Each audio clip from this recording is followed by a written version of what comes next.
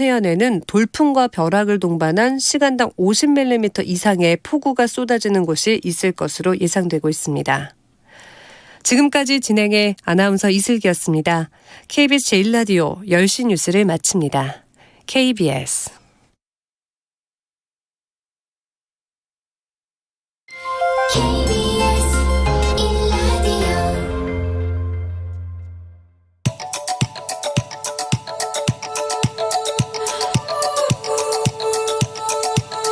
김성환의 시사야.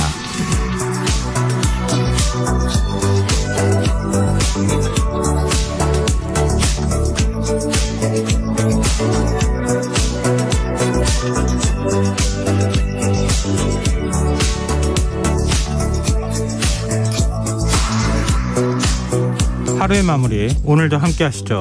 시사평론가 김성환입니다. 몇 년 전이었죠. 기상청 예보를 믿지 못해 해외 기상청에서 날씨를 확인하는 사람이 늘면서 이른바 기상망명족이란 말까지 등장했는데요. 최근 집중호우 국면에서도 기상청 예보 정확도 문제가 또다시 도마 위에 올랐습니다.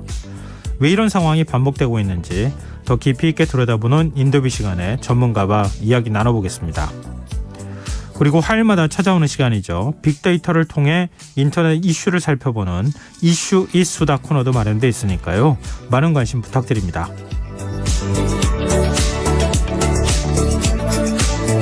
김성환의 시사에는 청취자 여러분들의 관심과 참여 기다립니다.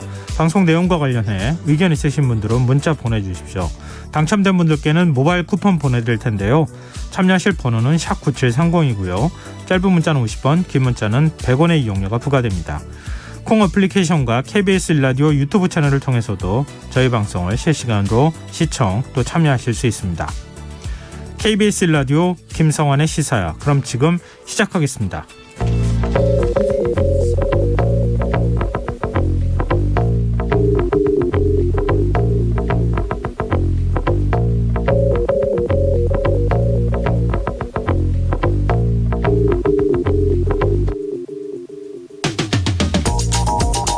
윤석열 정부의 첫 번째 주택 공급 대책이 발표됐습니다. 5년 동안 270만 가구를 공급하겠다는 내용이 담겼는데요. 공공이 아닌 민간 주도, 그러니까 신도시 건설보다는 도심의 재건축 재개발 규제를 푸는 방식으로 주택을 늘리겠다는 겁니다. 구체적으로 재건축 초과이익 부담금과 안전진단 기준을 대폭 완화해주는 방안이 제시됐는데요. 이런 방향 어떻게 봐야 할까요? 시장에선 주택 공급 속도가 빨라져서 주거 안정에 도움이 될 것이란 기대가 나오고 있지만 또 다른 한편에선 우려의 목소리도 적지 않은데요. 당장 무주택 서민들이 필요로 하는 청년 원가주택이나 역세권 첫집 공급 물량이 50만 가구에 불과하다는 지적이 나오고 있고요. 윤석열 대통령의 대선 공약, 임기 동안 매년 10만 호씩 공공임대주택을 공급하겠다는 방안이 포함되지 않았다는 점에서도 비판이 나옵니다.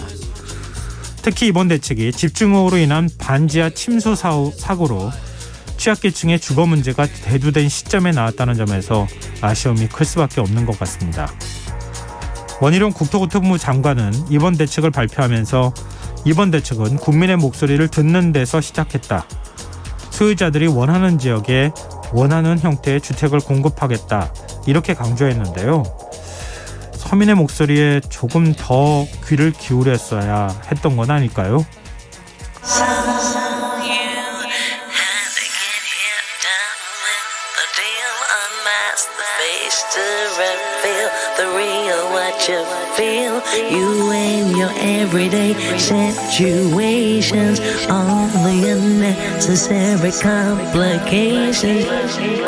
오늘 밤 당신 안의 꿈틀거리는 지식충전 본능이 깨어납니다. 여러분의 자유탐구 영역 김성환의 시사야.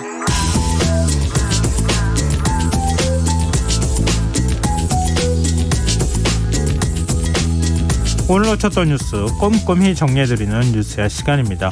오늘은 곽재훈 프레시안 기자 나와 계십니다. 안녕하세요. 네, 안녕하세요. 예, 앞서도 잠깐 언급했는데요. 윤석열 정부의 첫 번째 부동산 대책이 나왔어요. 네, 원희룡 국토교통부 장관 오늘 정부 서울청사에서 국민주거 안정 실현 방안을 발표했습니다. 윤석열 정부가 발표한 첫 주택 공급 대책인데요. 앞으로 5년간 전국에 270만 호 주택을 공급한다는 게 골자입니다. 270만 호라는 숫자는 2023년부터 2027년까지의 5년간 공급 물량으로 당초 윤석열 대통령의 대선 공약이었던 250만 플러스 알파에서 이 알파의 숫자를 확정해서 이 발표를 한 겁니다. 지역별로는 서울에 50만 호를 비롯해서 수도권에 총 158만 호를 공급하고 네. 지방은 광역, 특별자치시에 52만 호 등 총 112만 호를 공급한다. 이런 계획인데요. 내용을 보면 재건축 재개발 규제를 완화하고 각종 인센티브를 주는 민간 도심 복합사업 유형이 신설되고 또 도시계획 규제를 받지 않는 혁신계획구역 도입이 검토된다. 이런 내용입니다. 또 수도권 등 직주 근접지에 신규 택지가 지속적으로 조성되고 무주택 서민에게는 시세 70% 이하 가격에 청년 원가주택과 역세권 첫 집을 분양한다는 방향을 발표를 했는데요. 재건축 안전진단 기준도 재건축을 더 쉽게 할 수 있도록 평가 항목 조정 등의 개선안을 연내 발표하기로 했고 재건축 사업 걸림돌로 꼽히는 재건축 부담금액 감면 방안은 다음 달 공개하기로 했습니다. 네. 또 현재 공공만 추진할 수 있는 도심 복합 사업의 한계를 민간 도심 복합 사업을 신설해서 해결하기로 했는데요. 예. 이를 통해 민간이 주체가 돼서 도심 역세권 등에서 고밀 복합 개발이 가능해지고 이 경우 용적률을 500%까지 상향해서 이른바 고밀 개발을 할 수 있게 해준다는 거죠. 또 필요하면 도시계획 규제를 받지 않는 도시혁신계획구역을 신설해서 적용하는 방안을 검토하겠다. 그러니까 검토를 하는 거니까 이것도 추후 발표하겠다는 이야기입니다. 근데 말씀하시는 거 들어보니까 연내 발표된다, 다음 달 공개된다, 검토된다. 이런 표현들이 계속 등장하거든요. 그러니까 원희룡 장관도 역시 여러 차례 후속 대책을 내놓겠다 이렇게 밝혔어요. 예, 맞습니다. 사실 그래서 오늘 발표를 처음 들은 이제 기자들부터 시작해서 전문가들의 이야기가 네. 1기 신도시 재건축 마스터 플랜 등 이제 주요 정책의 어떤 방향성은 제시가 됐는데 네. 구체적으로 세부적인 내용은 다 후속 대책으로 지금 밀어놔서 좀 발표에서 구체성이 떨어지는 게 아니냐 이런 지적이 벌써부터 나오고 있습니다. 근데 악마는 디테일에 있다고. 사실은 재건축 부담금 문제라든가 안전진단 기준 완화 이런 문제는 어떻게 하느냐에 따라서 예를 들어서 안전진단 같은 경우에 구조 안전성이나 이런 것들을 어느 정도 비중을 차지하게 항목 배점을 하느냐 이런 것에 따라서 재건축이 되느냐 안 되느냐가 걸리는 거 아니겠어요? 네, 그렇죠. 사실 아마 내일이 윤석열 정부 출범 100일이다 보니까 뭔가 조금 이제 정부 초반에 어떤 발표를 이 부동산 정책의 세부가 아니라 방향성이라도 발표를 해야 될 것 같은 아마 압박감을 좀 이 담당 부처에서 좀 받은 게 아닌가 생각이 되고요. 지난 정부 때를 생각해 보면 이제 문재인 정부 때도 대통령 선거 때 돼서 이제 야당에서 공격 27차례 발표했다 이렇게 공격을 하니까 네네. 당시에 이제 문재인 정부 해명이 초반 27차례라고 야당에 포함시킨 것 중에 몇 차례는 부동산 대책이 아니라 어떤 방향성만 발표한 거라든지 금융정책만 발표한 건데 거기에 무리하게 포함시킨다 이런 반박을 했는데 네. 결국은 지금 윤석열 정부도 본인들이 비판했던 그 길을 따라가고 있는 게 아닌가 생각이 됩니다. 그럼 추후 대책을 계속 하나씩 발표할 때마다 부동산 대책 발표한 횟수가 하나씩 늘어나는 거예요? 그렇게 되겠죠. 참 부동산 문제 어렵습니다. 근데 이런 가운데 추경호 경제부총리의 발언이 논란이 되고 있어요. 이른바 반지하 관련 이제 대책인데요. 네. 오늘 국토부와 함께 서울시도 이 국민주거안정 실현 방안 관련해서 이 재해 취약주택 해소를 위한 협력을 강화하기로 했다 이런 방안을 발표를 했습니다. 네. 이 서울시는 취약계층의 주거 선택권 강화를 위해서 도심 내 공공임대 물량을 추가로 확대하고 또 노후 임대 재정비 등에 관해서 이제 서울시와 국토부 간 공조를 강화할 계획이라고 발표를 했는데요. 문제는 이 추경호 경제부총리가 오늘 부동산 관계장관 회의 모두 발언 때 임대차 안정 방안, 또 주거부문 민생 안정 대책 등을 통해 임차인 청년 등 주거 취약계층에 대해서는 가용한 정책 수단을 총동원해 두텁게 보호해왔다 이렇게 자부를 한 대목인데요. 앞서 이제 주거 취약계층에서 이번 수해 때문에 사망 사고가 발생을 했는데 네. 좀 두텁게 보호해왔다 좀 이렇게 자부심 섞인 발언이 좀 적절했느냐 이런 지적이 있었습니다. 윤석열 정부 들어서서 대책이 없었던 건데 보호했다 그러면 문재인 정부 때 내놓은 정책으로 보호해왔다 이런 얘기가 되는 건지 하여튼 좀 헷갈리는데요. 정의당 심상정 의원은 주거약자 대책은 쏙 빠졌다 이렇게 비판을 했고 오늘 나온 국민 주거안정 실현 방안에 대해서 지금 평가들이 좀 엇갈리고 있는 상황인 것 같아요. 네, 오늘 사실 그 국토부 발표 이후에 민주당에서는 여기에 대해서 좀 공식적인 반응이나 입장은 나오지 않았고요. 예. 다만 아침 원내대책회의 때, 그러니까 발표 이전이죠. 민주당 강덕구 의원이 원내대책회의 때 서울시의 대책이 반지하 거주를 막는 것이라고 했는데 그렇게 되면 갈 곳이 옥탑방밖에 더 있느냐. 마치 교통사고가 나면 차를 없앤다는 말과 다를 바 없다. 이제 앞서 발표됐던 그 정책 방향에 대해서 이렇게 비판을 했고요. 예. 심상정 의원은 오늘 원희룡 장관의 발표 내용에 대해서 이 반지하 대책도 포함하겠다고 했지만 민간 주도 개발, 재개발, 재건축 규제 완화가 전부라고 해도 과언이 아니다. 이 서울시가 반지하 가구 이주를 위해 258개 공공임대주택을 재건축하겠다고 했지만 이건 20년이 걸리는 일이라고 지적을 했습니다. 네. 자, 다음 뉴스로 넘어가 보겠습니다. 윤석열 대통령이 오늘 대통령실 교육비서관을 교체했어요. 네, 대통령실에 따르면 윤석열 대통령은 지난 12일자로 권성현 교육비서관을 교체했다고 하는데요. 신임 비서관에는 설세훈 전 경기도교육청 1부교육감이 내정된 것으로 알려졌습니다. 이 최근 교육부가 발표한 만 5세 이 취약 정책 추진을 놓고 혼선이 빚어진 데 대한 책임 차원으로 그 해석이 되는데요. 네. 특히 이제 권성현 비서관 같은 경우에는 지난 9일 국회 교육위원회 전체 회의 때 이른바 이 대통령실 쪽지 논란의 당사자이기도 합니다. 네네. 당시 이제 장상윤 교육부 차관이 받은 쪽지에 학제 개편은 언급하지 않는 게 좋겠다. 여론조사 관련 이제 이런 내용이 써진 쪽지가 있었는데 그 쪽지가 누구한테 온 거냐? 이름이 이 권 비서관 이름으로 적혀 있었습니다. 그렇군요. 그때 야당이 상당히 논란이 많았었죠. 뭐 비서실에 지시를 받는 거냐? 뭐 이런 얘기도 있었는데. 그리고 윤석열 대통령 인적 쇄신에 대한 요구가 뭐 지금 야권뿐만 아니라 국민의힘 내부, 집권 여당 내부에서도 나오고 있는 상황인데 이것과 관련해서 오늘 출근길 약식 기자회견에서 입장을 밝혔어요.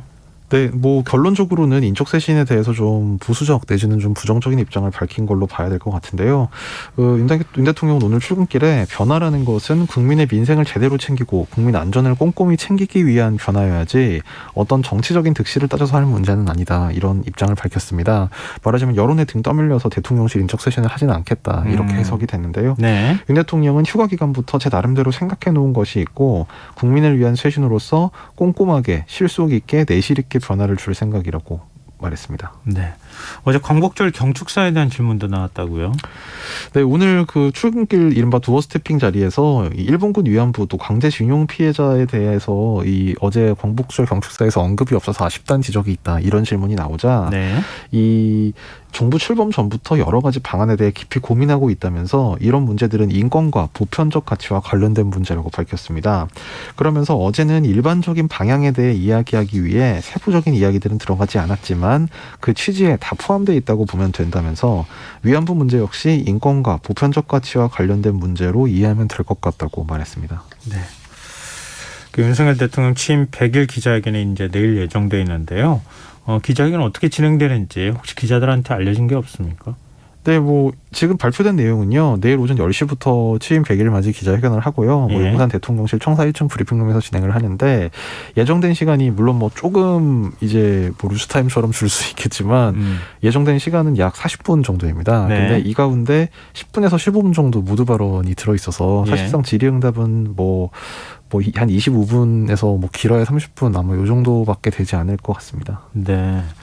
민주당은 오늘 윤석열 정부 100일을 평가하는 토론회를 열었다고요? 네, 민주당 부설 정책연구소인 민주연구원 주관으로 오늘 국회에서 윤석열 정부 국정 운영 이대로 괜찮은가라는 주제의 토론회를 열었는데요. 네. 이 박홍근 원내대표는 토론회 인사말에서 국정 전반에 걸쳐 민심이 역행하며 오만과 불통의 폭주가 이어졌다면서 무엇 하나 국민 눈높이를 통과하지 못한 역대급 무능이다 이렇게 비판했습니다. 민주당 토론회에 참석한 패널들은 만 5세 취약 연령 하향 등 이 윤석열 정부의 교육 정책 그리고 검찰 측근을 임명해 검찰공화국을 구성하고 있다는 점 등에 대해서 비판을 쏟아냈습니다. 한덕수 국무총리도 뭐 지난 윤석열 정부 100일을 평가하는 발언을 내놨어요?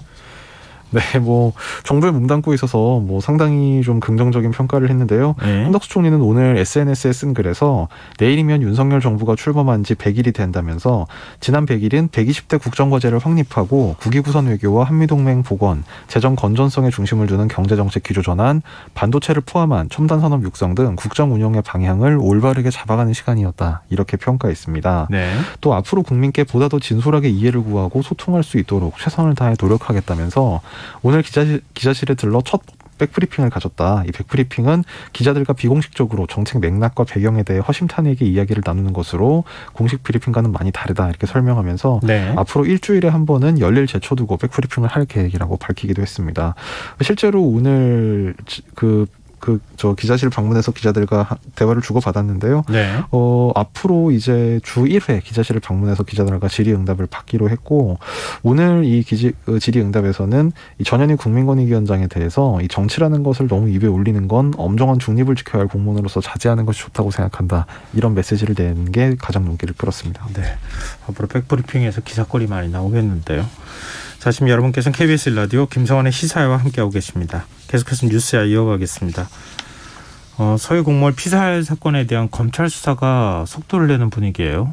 박지원 전 국가정보원장과 서욱전 국방부 장관의 자택을 서훈조 국방부 장관의 자택을 압수수색했다면서요? 예, 두 분이 이름이 외자인데다가 발음이 비슷해가지고 예. 저도 많이 헷갈리는데요.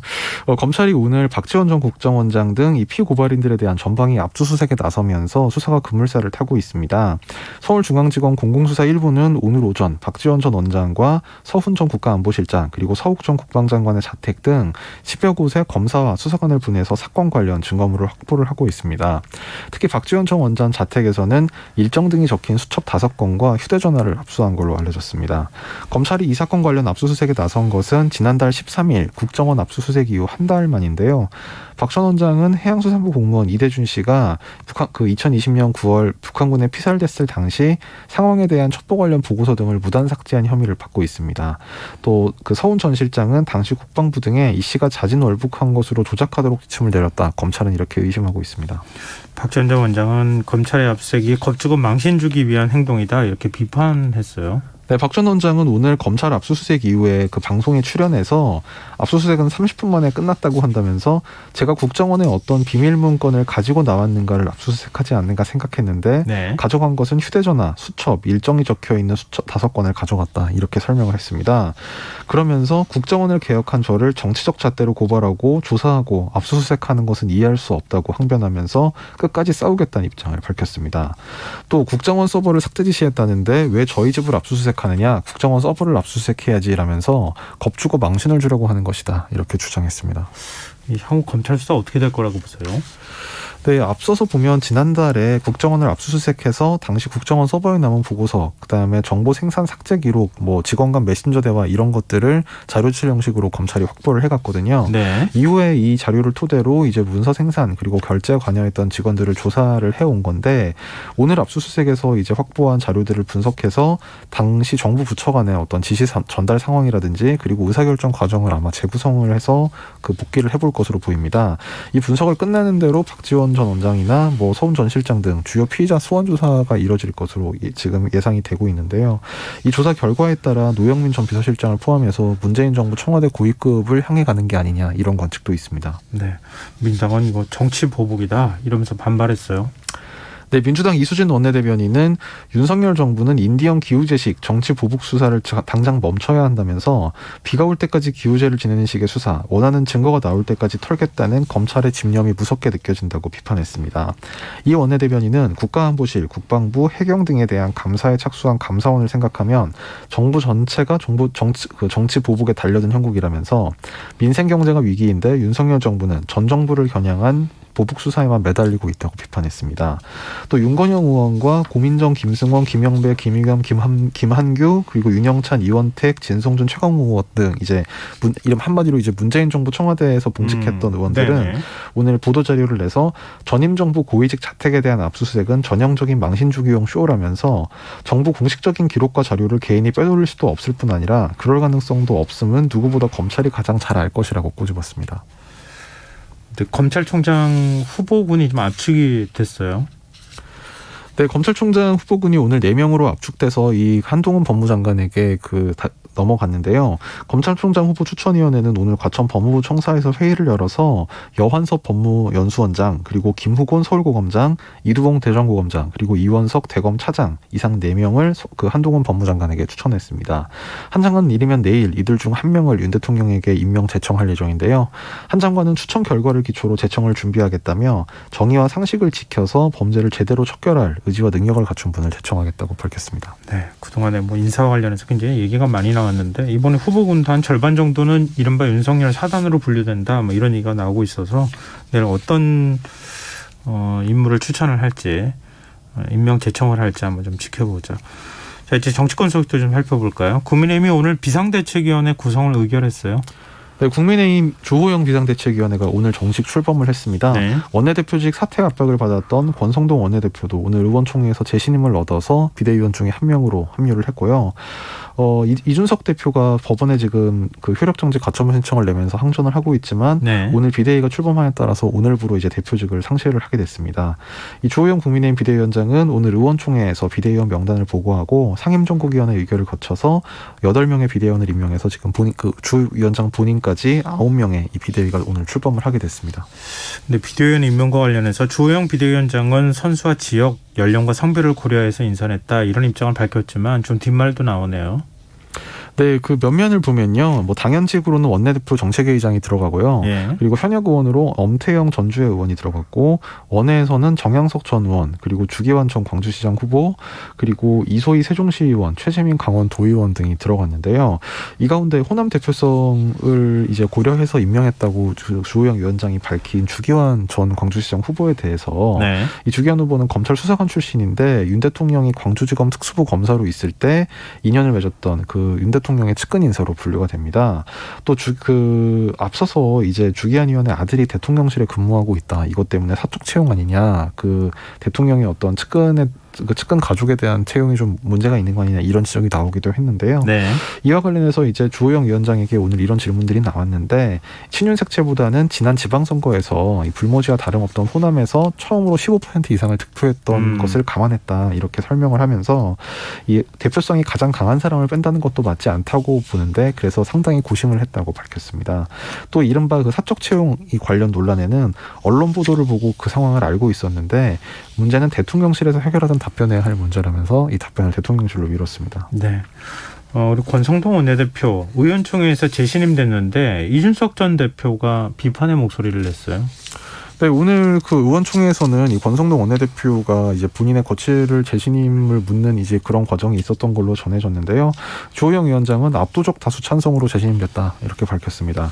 다만 이준석 전 대표는 페이스북에 이 내부 총질 문자와 체리 따봉받은 걸 노출시켜서 지지율 떨어지고 비상 상황을 선언한 당대표 직무대행이 의촌에서 재신임을 받는 것은 아이러니다, 이렇게 주장했습니다. 네. 내일 그 이준석 대표가 제기한 효력정지 가처분 신청에 대한 법원의 심리가 예정돼 있는 거죠? 네, 내일 남부지법에서 이 가처분에 대한 그 심리가 열리는데요. 뭐 그간에 이제 법원은 주로 정당의 자율성을 존중해서 이 정당에서 내부적인 그 과정을 거쳐서 자체적으로 결론을 낸 일에 대해서는 가급적이면 이제 그 정당의 자율권을 존중해주는 뭐 그런 경향을 많이 보여왔기 때문에 네.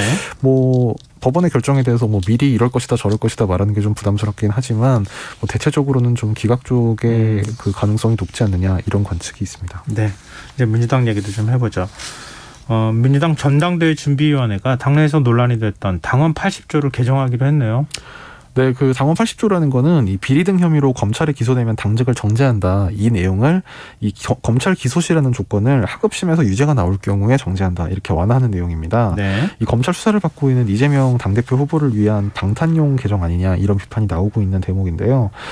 오늘 전준희가 결국 이렇게 수정을 하기로 결정을 했지만 이후에 당내 반발이 더 나오면서 내용이 좀 번지고 있습니다.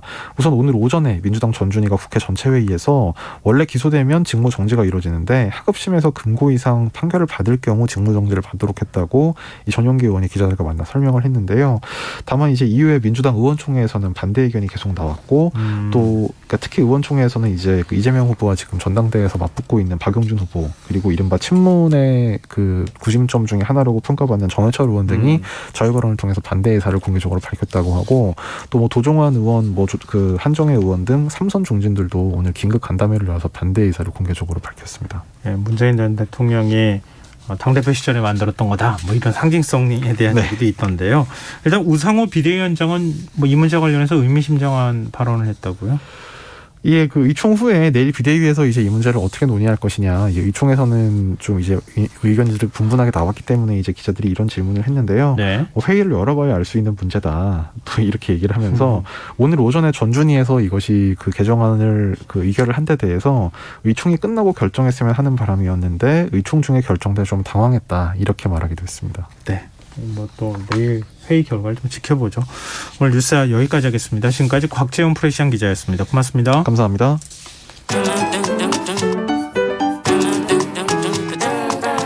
일일 시사권장량 채워가세요. 골고루 담았습니다.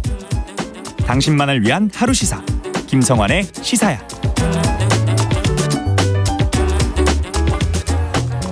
이번 광복절 황금 연휴 기상청은 중부지방에 또다시 폭우가 쏟아질 것이라는 예보를 내놨습니다만 연휴 내내 비는 거의 오지 않았죠. 이렇게 여름철 들어 기상청 비 예보가 계속 엇나가면서 기상청에 대한 불신이 다시 높아지고 있는데요.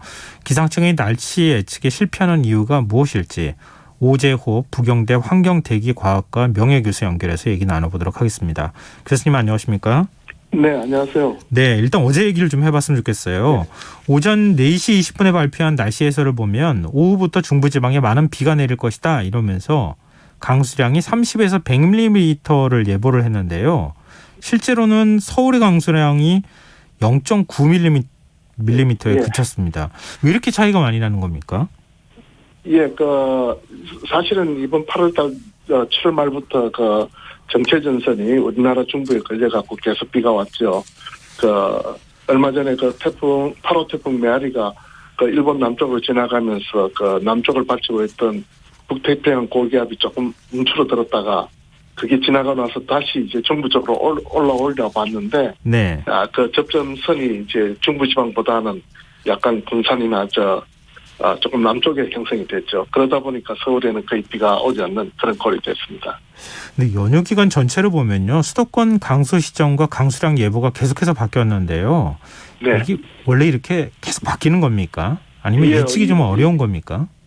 네, 이번에 정체전선 따라서 문교구름이라는 것들이 이제 총총이 박혀서 이게 지나가면서 비가 오거든요. 네. 그래서 기상청에서는 이 정체전선이 어디 있을 거라고 이야기를 했는데, 그것들이 조금 위도 차이가 나면서 어떤 지역은 비가 많이 오게 되고 생각보다 어떤 지역은 안 오게 되는 이런 것 같습니다. 반경이 되게 문교구름 하나가 반경이 한 10km 정도밖에 안 되지 않거든요. 그래서 위치에 따라서 큰 차이가 날 수가 있습니다. 네, 최근 중부지방에 내렸던 기록적인 폭우 역시 기상청 예보보다는 양도 많았고 그래서 좀 정밀하지 못해서 아쉬움이 남는다 이런 얘기도 있는데요. 네네. 일단 예보가 맞았다 아니다 오보였다 이렇게 판단하는 기준이 되는 예보 적중률 그리고 네. 강수 마침률 차이에 대해서 좀 설명해 주시면 어떨까 싶어요. 정확도라고 하는 것은 비가 올 때 온다고 해도 맞는 거고 비가 오지 않는다고 했을 때 안 온 것도 맞는 겁니다. 그런데 대부분 보면 우리가 비가 안 올 때가 많거든요. 네. 그런데 우리 일반 시민들이 느끼기엔 비 올 때 맞춰달라 그러지 비 안 올 때 하는 건 나도 하겠다 이렇게 생각을 하죠. 네네. 그래서 이제 기상청에서는 또 사람에 따라서는 비가 안 오는 걸 또 맞춰야 되니까 그렇게 해서 이제 우리가 정확도로 해서 비 오는 것하고 비가 오지 않는 것 맞춤까지 다 합쳐서 하는 게 정확도고요. 예. 그다음에 맞춤률 하는 것은 뭔가 하면 이것은 비 올 때 온다고 맞춘 겁니다.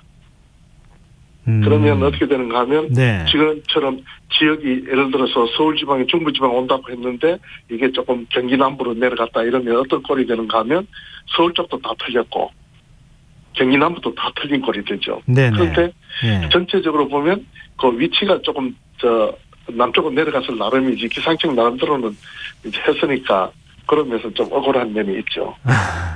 네, 예를 들어서요. 지난 8일 기상청은 수도권에 최대 250mm의 비가 내릴 것으로 예보했는데요. 동작구에만 400mm 넘는 네. 비가 왔거든요. 이럴 예. 경우에 강수 맞침률은 어떻게 되는 겁니까? 그냥 맞히긴 맞힌 겁니까? 예, 그 우선은 뭐 비가 강수 유무를 가지고 앞에서 맞춤이라 정확도로 따졌으니까요. 예. 그거는 맞는데, 근데 이제 우리 시민들이 느끼기에는 250mm 온데 400mm가 왔으니까 엄청나게 150mm가 털렸지 않냐. 그런데 정확도를 강수량을 가지고 우리 이야기할 때도 그 비가 작을 때는 뭐 2mm, 5mm, 10mm 이렇게는 구분이 가는데 예. 이게 이제 100mm 넘어가면 200mm는 바로 옆집입니다.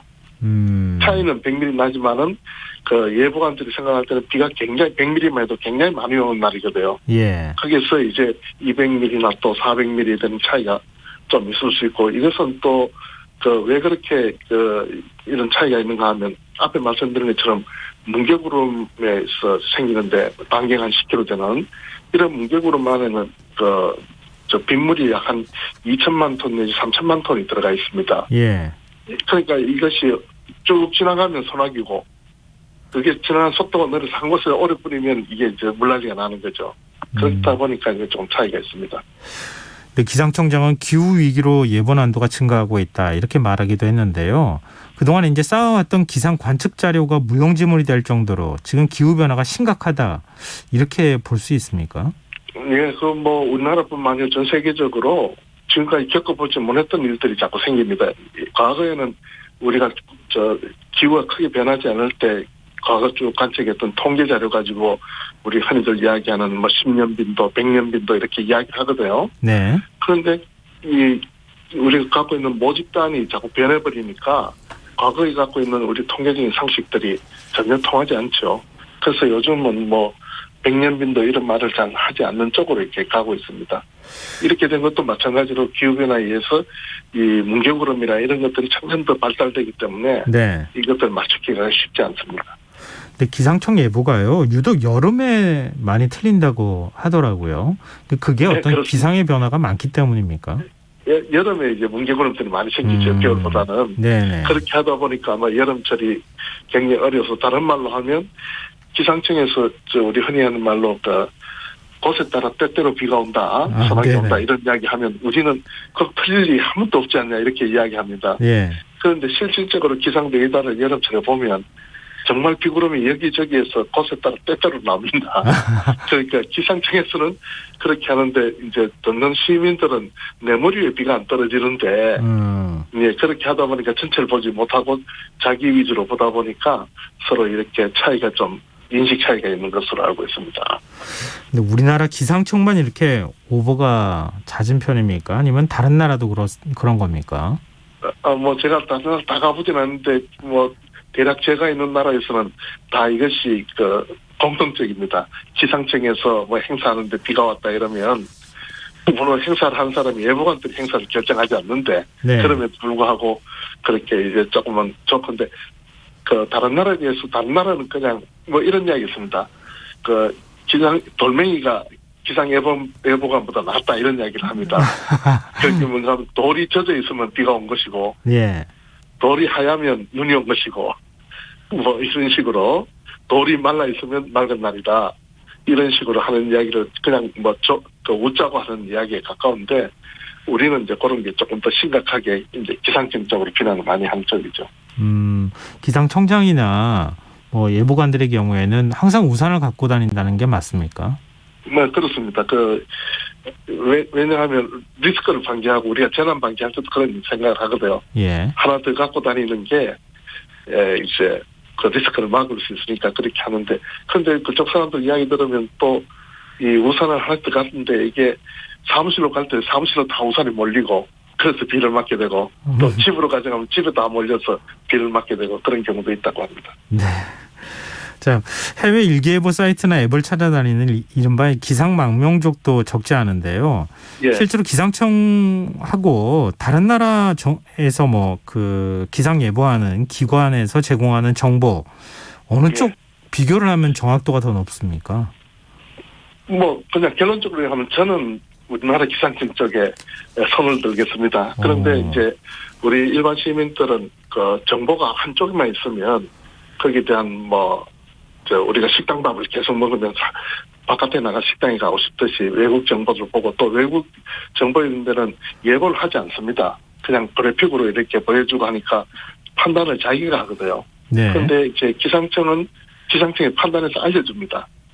그게 안 맞을 땐 개신스럽죠. 근데 예보를 자기가 냈을 때는 자신들한테 조금 후한 경향이 있습니다. 그래서 경우에 따라서는 외국 사이트가 더 좋다 그렇게도 하고. 근데 그거는 정보 획득하는 방안이니까 그렇게 해보시고 저렇게 해보시는 건 좋다고 생각합니다. 근데 어찌됐든 결론적인 얘기일 수 있겠지만 예보 정확도를 기상청이 더 높이는 노력은 또 해야 되지 않겠습니까? 근데 예.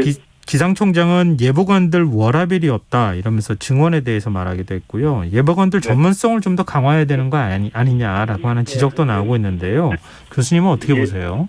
예, 저는 예보관 워라밸도 있고 근무 환경을 좀 낮게 하고 이런 것들이 다 도움은 되겠지만은 획기력을 바꾼다고 생각을 하지 않습니다. 저는 다만 우리 기상청 위주에서 우리 기상 정보를 거의 독점하다시피 공급을 하고 있습니다. 그런 서비스 형태보다는 민간에 동원해서 하는 그런 서비스가 국민 각자들한테 필요한 정보를 서로 다르게 줄 수가 있거든요. 네. 네, 예를 들면 과거에 우리 전부 우체국 소포로 이용해서 물건 주고 받았지 않습니까? 예. 근데 요즘은 택배라는 게 있어 밤에도 오고 새벽에도 배달해주고 이러니까 굉장히 편리해졌죠. 네. 우체국은 근무 시간만 합니다. 그와 마찬가지로 기상청이 하는 일이 있고 또 민간 컨설턴트, 기상 컨설턴트 제도를 만들어서 이 사람들이 요소에 맞게 서비스를 해주면 이제 정확도라든가 이런 인식들이 나아지리라고 보고 있습니다. 지금도 사실 민간 차원의 서비스는 제공되고 있지 않습니까? 그런데 이렇게 보면 지금 분위기가 기상청이 워낙 이래 제가 조금 전에 독점은 아니지만 독점을 가깝게 하다 보니까 민간은 뭔가 하면 거기에 대한 수수료를 받고 적당한 수수료가 나야지 운영이 되는데 예.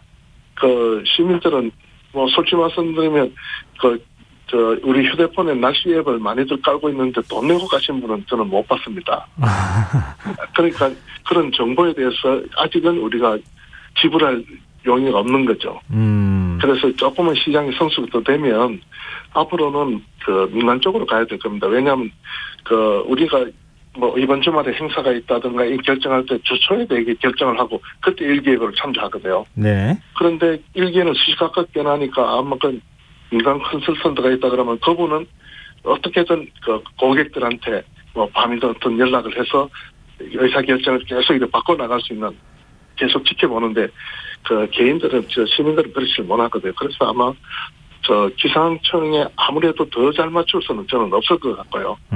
서비스를 갖다가 좀 제도화시켜서 민간 컨설턴트 제도화시켜서 하는 게 좋지 않을까. 우리 비교는 예를 들면 옛날에 우리 자동차 검사할 때는 검사소에서만 했지 않습니까? 네. 줄 서고 줄 서기 힘드니까 위탁해서 너가 대신 가져가서 하게 되는데 요즘은 민간 정비소에서 다들 하니까 예. 굉장히 편하게 동네에서 다들 하지 않습니까? 이와 마찬가지로 제도 전환이 좀 필요한 게 아닌가 이런 생각입니다. 네, 알겠습니다. 오늘 말씀 여기까지 듣겠습니다. 고맙습니다. 네. 예, 지금까지 오재호 부경대 환경대기과학과 명예교수였습니다.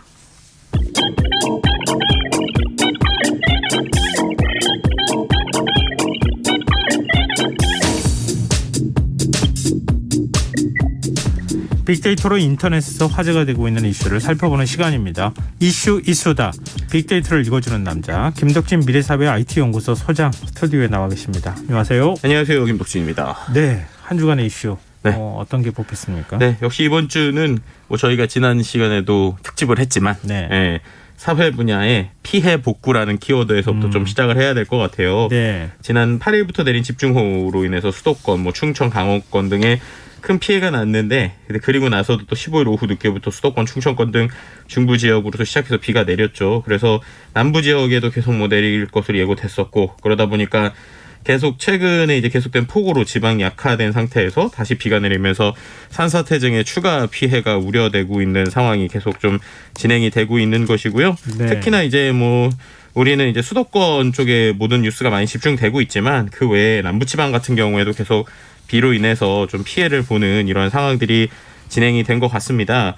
특히 이제 그 연휴 기간이죠. 8월 14일, 뭐 15일 이때 뭐 수도권에서 뭐 폭우가 온다 뭐 이런 얘기가 있다가 뭐 0.9mm 정도밖에 이제 광복절 연휴 폭우 예보에서 실제로 1mm도 안 되는 강수량을 기록한 뭐 서울권에서 좀 그런 지역들도 있었어요. 근데 그것에 대해서 한쪽에서는 이거 기상청 이렇게 계속 예보 안 맞으면 무슨 의미냐 뭐 이런 얘기들이 있고 뭐 특히나 네. 이제 뭐 기상청 운영 유튜브 채널에도 댓글로 기상청 날씨 진짜 안 맞는다. 이 정도 뭐 타로 점이 더 맞는 거 아니냐 뭐 이런 식의 댓글도 있었는데요. 근데 한편에서는 그래도 좀 많이 안 와서 다행이라고 칩시다. 다른 걸로도 복장 터지는데 그래도 좀 이번에는 안 맞아도 그냥 잘 넘어간 걸로 칩시다. 이런 얘기가 나올 정도로 어쨌든 참 이번 어떤 호우 뭐 그다음에 홍수가 좀 많은 사람들에게 좀 피해와 아픔을 주고 있는 상황이라고도 볼 수 있을 것 같습니다. 방금 전에 인터뷰 시간에 저희가 전문가하고 인터뷰를 했지만 네.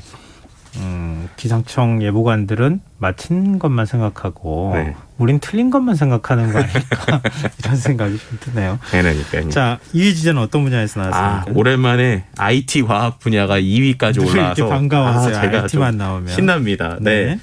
키워드가 일단 광복절 키워드고요. 혹시 광복절 되거나 이런 행사 때 되면 포털 사이트들 네. 로고 조금씩 바뀌시는 거 보셨어요? 네네. 네. 신문사나 뭐 언론사들도 다 많이 바꾸던데. 그렇죠. 이제 그거에 약간 원조격이라고 할 수 있는데 구글에서 구글 두들이라고 표현하거든요. 그래서 이제 그 특별한 기념일이나 사건 또는 이제 소재로 검색 엔진 메인의 이제 이미지를 바꾸게 되는데 이번 광복절에도 구글을 포함한 다양한 포털 사이트의 이미지도 많이 바뀌었고요. 특히 이번에 또 구글 같은 경우에는 광복절을 검색하면요.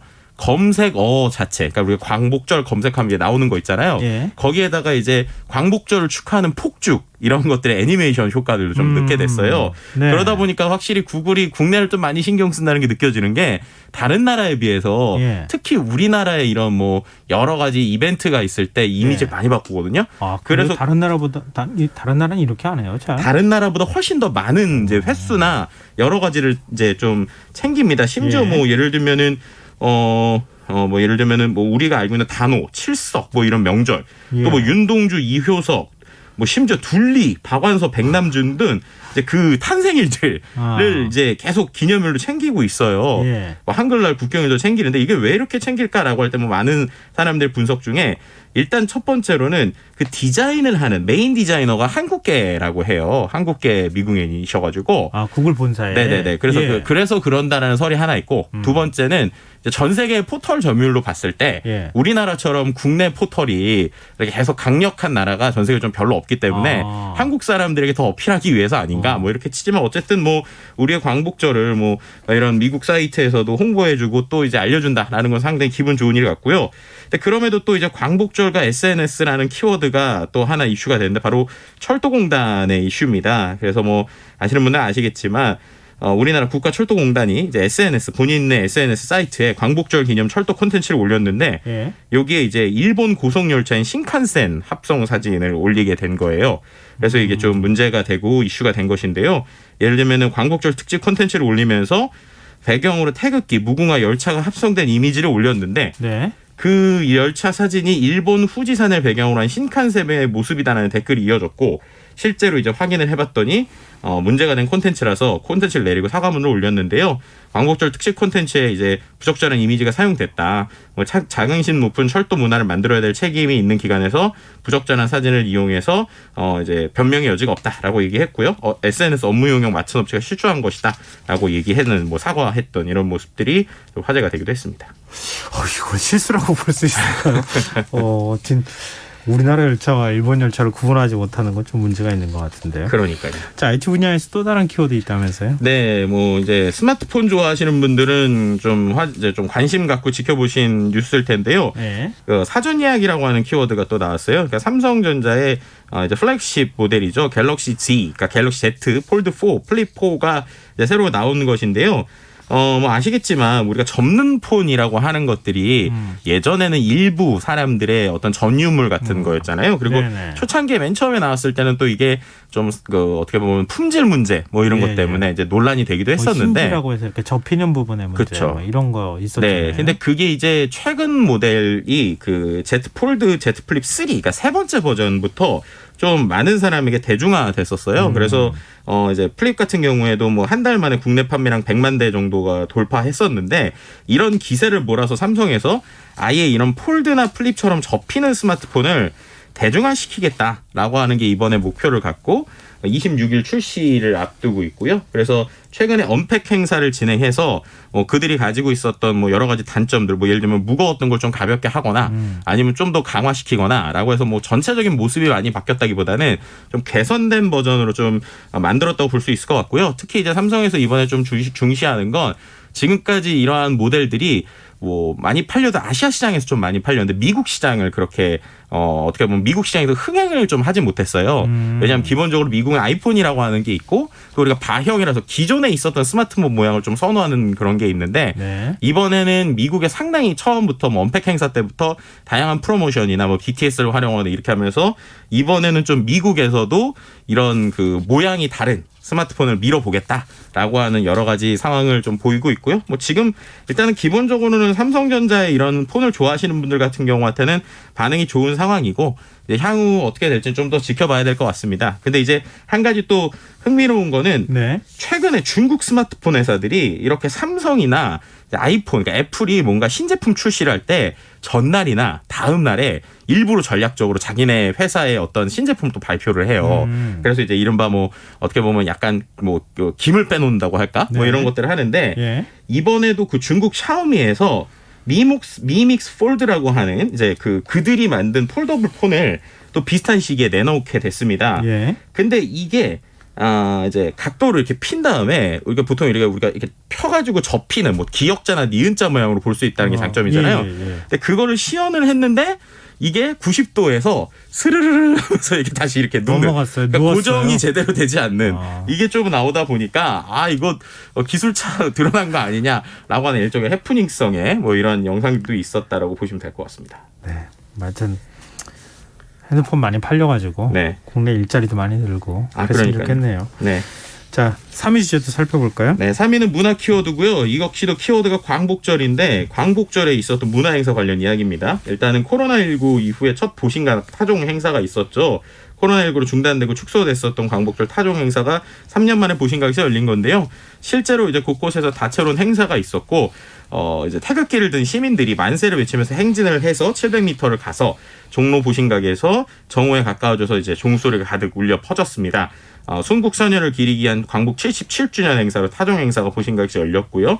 말씀드린 대로 3년 만에 열린 행사에 시민들의 감회도 남달랐고 그 외에 뭐 서대문 형무소 역사관이라든지 다양한 이제 역사와 관련된 어떤 그 박물관들에도 시민들이 좀 북적이면서 광복 77주년에 대한 기쁨을 같이 누렸다고 볼 수 있을 것 같습니다. 그리고 또 이제 광복절과 관련돼서 나온 키워드 중에 하나는 콘서트인데요. 네. 이제 이른바 Z세대 아이콘이라고 불리는 빌리 아일리시라고 하는 가수가 있어요. 네. 전 세계적으로 이제 상당히 히트를 치고 있는 가수인데 이 가수가 2018년에도 광복절에 이제 우리나라에 와서 공연을 했는데 이번에 다시 광복절에 두 번째 내한 공연을 한 겁니다. 근데 그때 이른바 이제 태극기 퍼포먼스를 한 거예요. 네. 광복절 2018년에도 그때도 이제 태극기를 걸치고 공연을 했었는데 이번에도 또 관객이 던진 태극기를 걸치고 공연을 하면서 이렇게 4년 전 오늘 처음에 한국에 왔었는데 이번 콘서트에는 더 좋은 느낌이었고 뭐 너무 사랑한다라고 하면서 한국 팬들과 만난 소감도 이야기했고요. 뭐 이러한 광복절의 의미도 좀 살릴 수 있는 뭐 이런 퍼포먼스도 했다라고도 볼 수 있을 것 같습니다. 네. 자, 4위 주제는요? 네, 4위 주제는 연애 분야인데요. 키워드가 스트리밍, OTT라고 하는 키워드입니다. 예. 두 개의 내용인데 조금 다른 좀 결이에요. 그리고 확실히 최근에 이런 변화가 있다는 걸 보여주는 이야기인데 첫 번째 키워드, 스트리밍 관련 키워드는 임영웅입니다. 임영웅요? 네, 우리가 알고 있는 임영웅 가수인데요. 임영웅 씨가 최근에 콘서트를 이제 여러 번 했어요. 근데 예. 할 때마다 계속 티켓이 매진되고 막 이런 사태가 있었는데 티빙이라고 하는 OTT에서 임영웅 씨의 콘서트 그 라이브 중계를 진행을 했었어요. 예. 근데 그 라이브 중계를 하기 전에 어떻게 보면 OTT를 대부분 가입하시는 분 20, 30대가 많잖아요. 예. 근데 임영웅 씨의 팬이 5, 60대 애들이 많지 않습니까? 그래서 5, 60대 분들한테 이 티빙에서만 독점으로 이제 라이브 공연을 하니까 가입하세요라고 이제 영상을 만들고 심지어 티빙 가입하는 방법에 대한 영상을 만들었거든요. 근데 그 영상 가입하는 방법 영상이 6만 3천 번 이상 뷰스가 나왔고 예. 댓글이 3만 6천 개 이상 달렸어요. 그래서 저는 정말 그렇게 어느 순간 회원 가입하시고 뭐 로그인 하시고 이런 것까지 나와 있는 건데 그런 영상에 댓글이 3만 개 이상 달린 거 처음 봤거든요. 그만큼 엄청난 파워라고 할 수 있는데 실제로 이번에 이 콘서트 덕분에 실제 티빙 라이브 생중계 중에 가장 높은 유료 가입자 수가 기록이 됐고 실제로 유료 가입자가 엄청나게 늘었다고 합니다. 그러니까 어떻게 보면 콘텐츠 하나가 실제 산업 이제 그 OTT를 먹여 살리는 이런 모습들도 좀 이번에 볼 수 있었고요. 또 반대로 쿠팡 플레이라고 하는 OTT가 최근에 또 나오잖아요. 근데 네. 그 쿠팡 플레이에서 안나라고 하는 드라마를 이제 냈었는데 네. 그 오리지널 시리즈 안나의 편집 문제를 두고 지금 감독과 일부 스태프 그리고 쿠팡 플레이가 대립 중이다라는 뉴스가 나온 거예요. 이게 뭐냐면 안나라고 하는 드라마를 각본과 연출을 맡은 이주영 감독이라는 분인데 예. 이분의 어떠한 의도와 상관없이 쿠팡 플레이 그러니까 이걸 구매한 쿠팡 플레이에서 일방적인 편집을 했다라는 겁니다. 그래서 이제 본인이 만든 건 회당 45분에서 61분의 8부작이었는데 네. 그거를 최종 공개분으로는 45분에서 63분의 6부작. 그러니까 두 회가 줄은 거죠. 그러다 보니까 또 단순히 분량만 주는 게 아니라 본인이 생각했었던 촬영 방식, 편집, 내러티브가 완전히 의도가 훼손돼서 자기가 생각한 거랑 전혀 다른 형태의 작품이 됐다는 거예요. 근데 중요한 거는 편집본도 보여달라고 했는데 편집본도 안 보여줬고 그리고 뭐 이런 최종적인 버전을 우리에게 보여주지 않은 상태에서 오픈이 됐다라는 거고요. 쿠팡 플레이 입장에서는 아니다. 우리는 지금 논의를 하려고 했고 중간에 계속 편집을 해달라고 요청을 했는데 네. 그쪽에서 편집에 대한 요청을 제대로 들어주지 않아서 본인들이 한 것이다. 라고 하면서 이러한 계속 좀 양측의 입장이 지금 평행선을 달리고 있는 상황이고요. 법적 소송이나 좀 이런 것들에 대한 이야기가 나올 수 있을 것 같은데 이런 것들이 어떻게 보면은 넷플릭스도 그렇고 쿠팡도 그렇고 컨텐츠를 이제 어떻게 보면 구매를 해서 그걸 판매하는 OTT들이 과연 어디까지의 영향력을 발휘할 것인가에 대한 좀 논의들이 좀 이어지고 있다고 볼 수 있을 것 같습니다. 아, 그렇군요. 지금 OTT가 또 이런 것들까지도 하네요. 그러니까요. 전혀 몰랐는데 네. 오히려 제작하면 그대로 갖고 가서 트는 것만 하는 것으로 알고 있었는데 그게 또 아니군요. 자, 마지막 5위 주제 가볼까요? 네, 5위는 산업 분야고요. 키워드는 침수입니다. 역시 이제 침수차와 관련된 이야기고요. 뭐 원희룡 국토부 장관이 침수차 중고 시장으로 유입 안 되게 대책 마련하겠다. 침수 사실을 은닉하지 못하도록 차량 이력 관리를 강화하겠다라고 얘기하는 것인데요. 이것이 과연 현실적으로 어떻게 될 것인가에 대한 좀 고민들이 좀 많이 나오고 있는 상황이고요.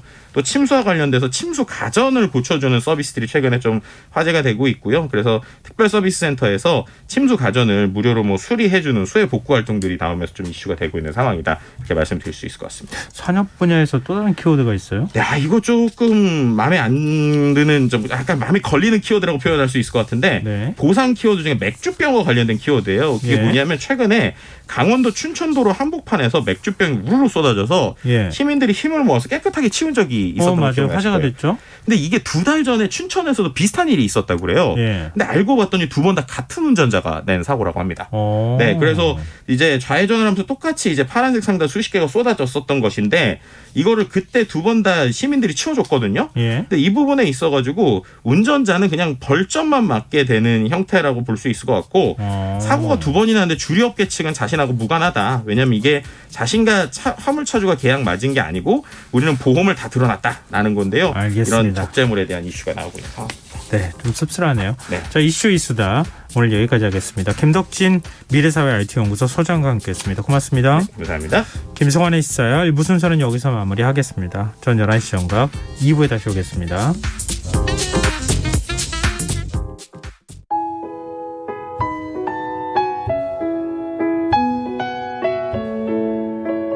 경제적인 어려움에 처한 위기 가정들이 늘고 있습니다. 복지 사각지대에 처해 있는 가정들을 미리 찾아서 지원하고 위기로부터 구하는 일이 시급한데요. KBS 강태원 복지재단은 전국의 복지관과 연대해 복지 사각지대에 있는 위기 가정들을 찾아서 지원하는 운동을 시작합니다. 생활고로 인해 소중한 생명과 가정이 파탄나는 비극이 다시는 일어나지 않도록 이 일에 함께해 주십시오.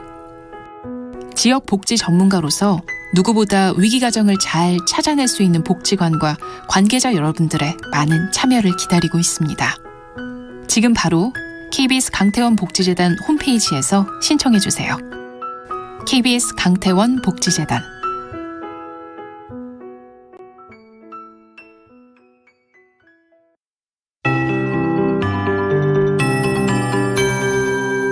KBS 58분 날씨. 현재 강원 북부 동해안과 남해안, 제주도 산재 호우특보가 발효 중 가운데 전남 남해안과 섬적, 제주도에는 시간당 30mm 안팎의 강한 비가, 경남 남해안과 강원 북부 동해안에는 시간당 5에서 10mm의 비가 내리고 있습니다. 전남과 경남권은 내일 낮까지, 영동 지방은 내일 늦은 오후까지, 제주도는 모레 새벽까지 비가 오겠습니다. 특히 남해안은 돌풍과 천둥, 번개가 치면서 시간당 50mm가 넘는 매우 강한 비가 오는 것이 있겠습니다. 예상 강수량은 남해안과 제주도 30에서 100, 많은 곳은 150mm 이상, 강원 영동과 전남, 경남 10에서 60, 경북은 5에서 20mm입니다. 서울을 포함한 그 밖의 지역은 가끔 구름 많이 끼겠고 내일 낮부터 저녁 사이에 경기 동부와 강원 영서, 충북 북부, 경북 북부에 소나기가 내리는 곳이 있겠습니다. 아침 최저기는 오늘보다 낮아지겠지만 제주도는 오늘 밤에도 열대가 나타나는 곳이 있겠습니다. 낮 기온은 대구 31도, 서울과 대전, 세종, 광주, 제주 30도, 인천, 울산 28도, 강릉, 부산 27도가 예상입니다. 서울지방 현재 기온 25.1도, 습도 79%입니다. KBS 58분 날씨 전건배입니다.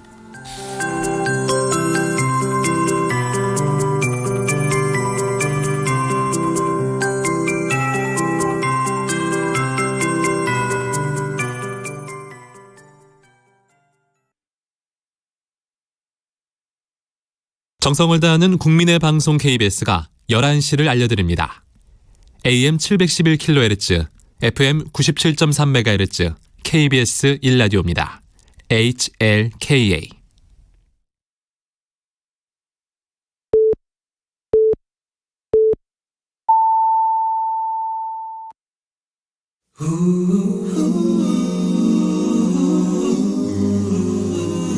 이 밤 그냥 보내긴 아쉬우니까요.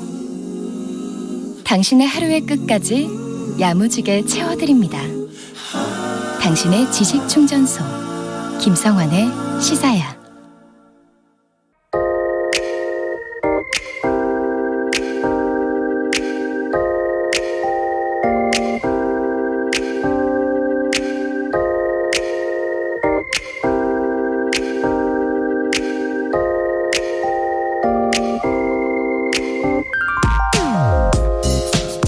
한국이 가장 어두운 그늘 중 한 곳이 바로 가계부채 문제일 겁니다. 가처분 소득 대비 가계부채가 OECD 회원국 중 5번째로 높다는 사실이 보여주듯 가계부채는 이미 폭발 직전 상태입니다. 더구나 코로나19 사태 이후 빚을 내 힘겹게 버텨온 자영업자들은 대출 만기 연장과 원금 이자 상환 유예 조치 종료를 한 달 앞두고 하루하루 숨이 턱턱 막힌다고 하소연하고 있습니다.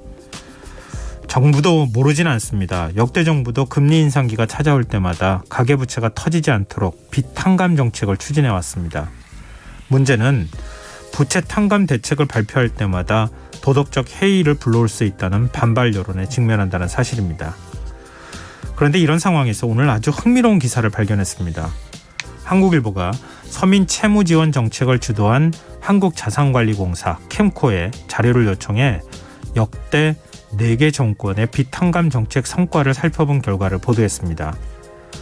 지난 18년 원금과 이자를 감면받는 대신 남은 채무를 완납하기로 계약을 맺은 배드뱅크 수혜자는 총 146만 명. 이 가운데 60%인 88만 명이 빚을 다 갚았다고 합니다.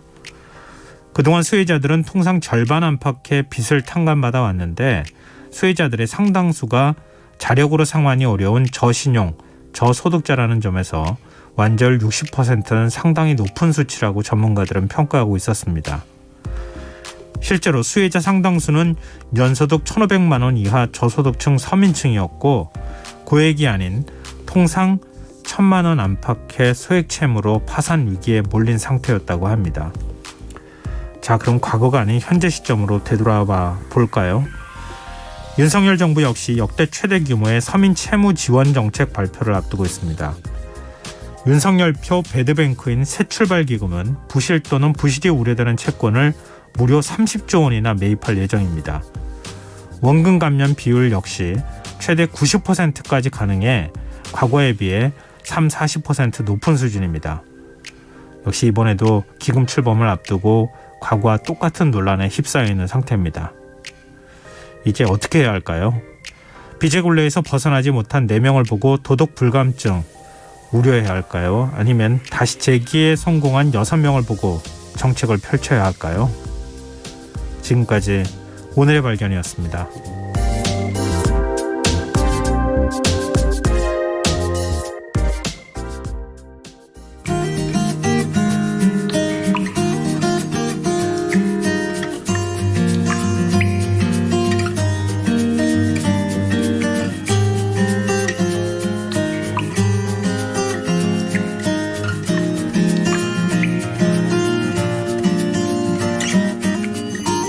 햇볕이 잘 드는 그 어느 곳이든 잘 놓아두고서 한 달에 한 번만 잊지 말아줘.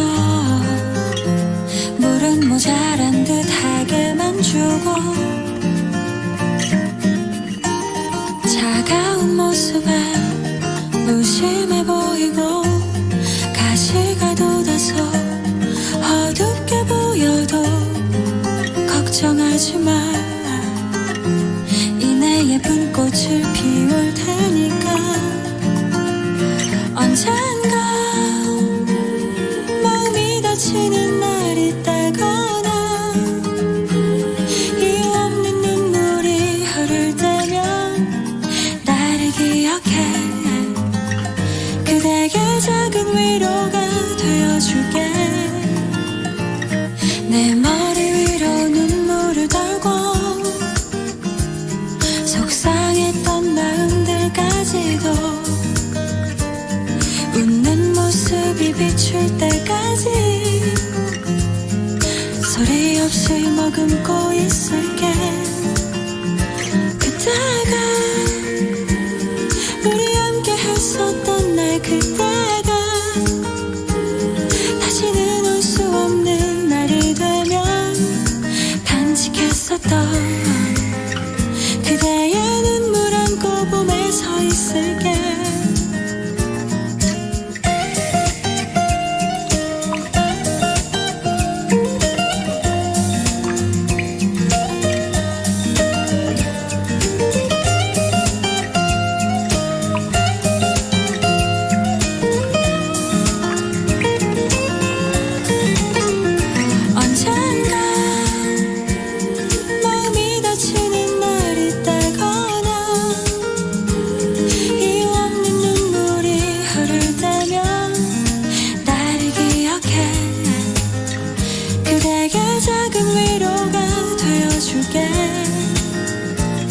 내 머리 위로 눈물을 달고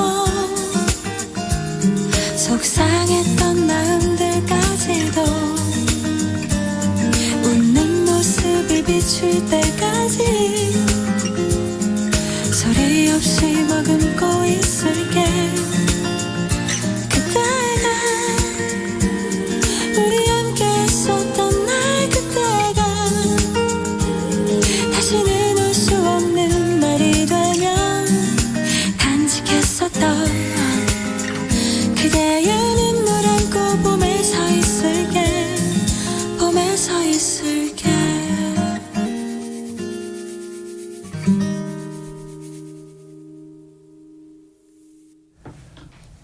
에피톤 프로젝트의 선인장 들으셨습니다.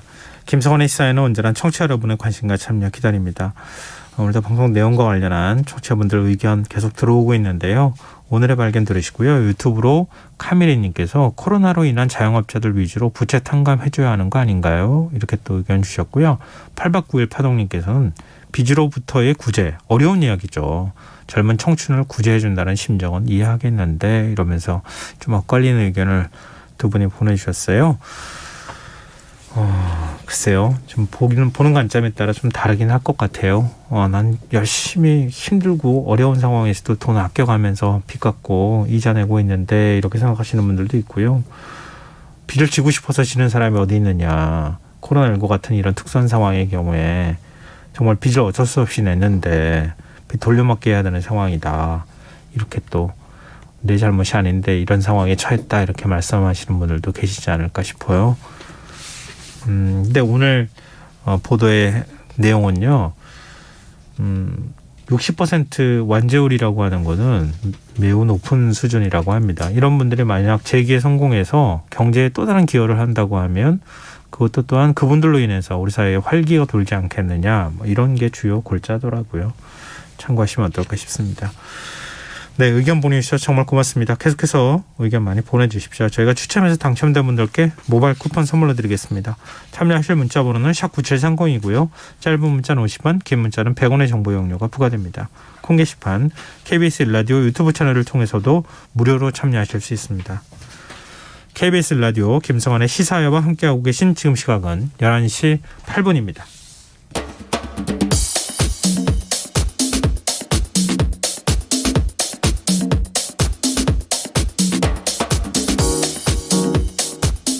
오늘 일어난 세상 곳곳의 소식들 당일 배송으로 전해드립니다. 밤참 뉴스 이영경 뉴스캐스터 나와 계십니다. 안녕하세요. 네, 안녕하세요.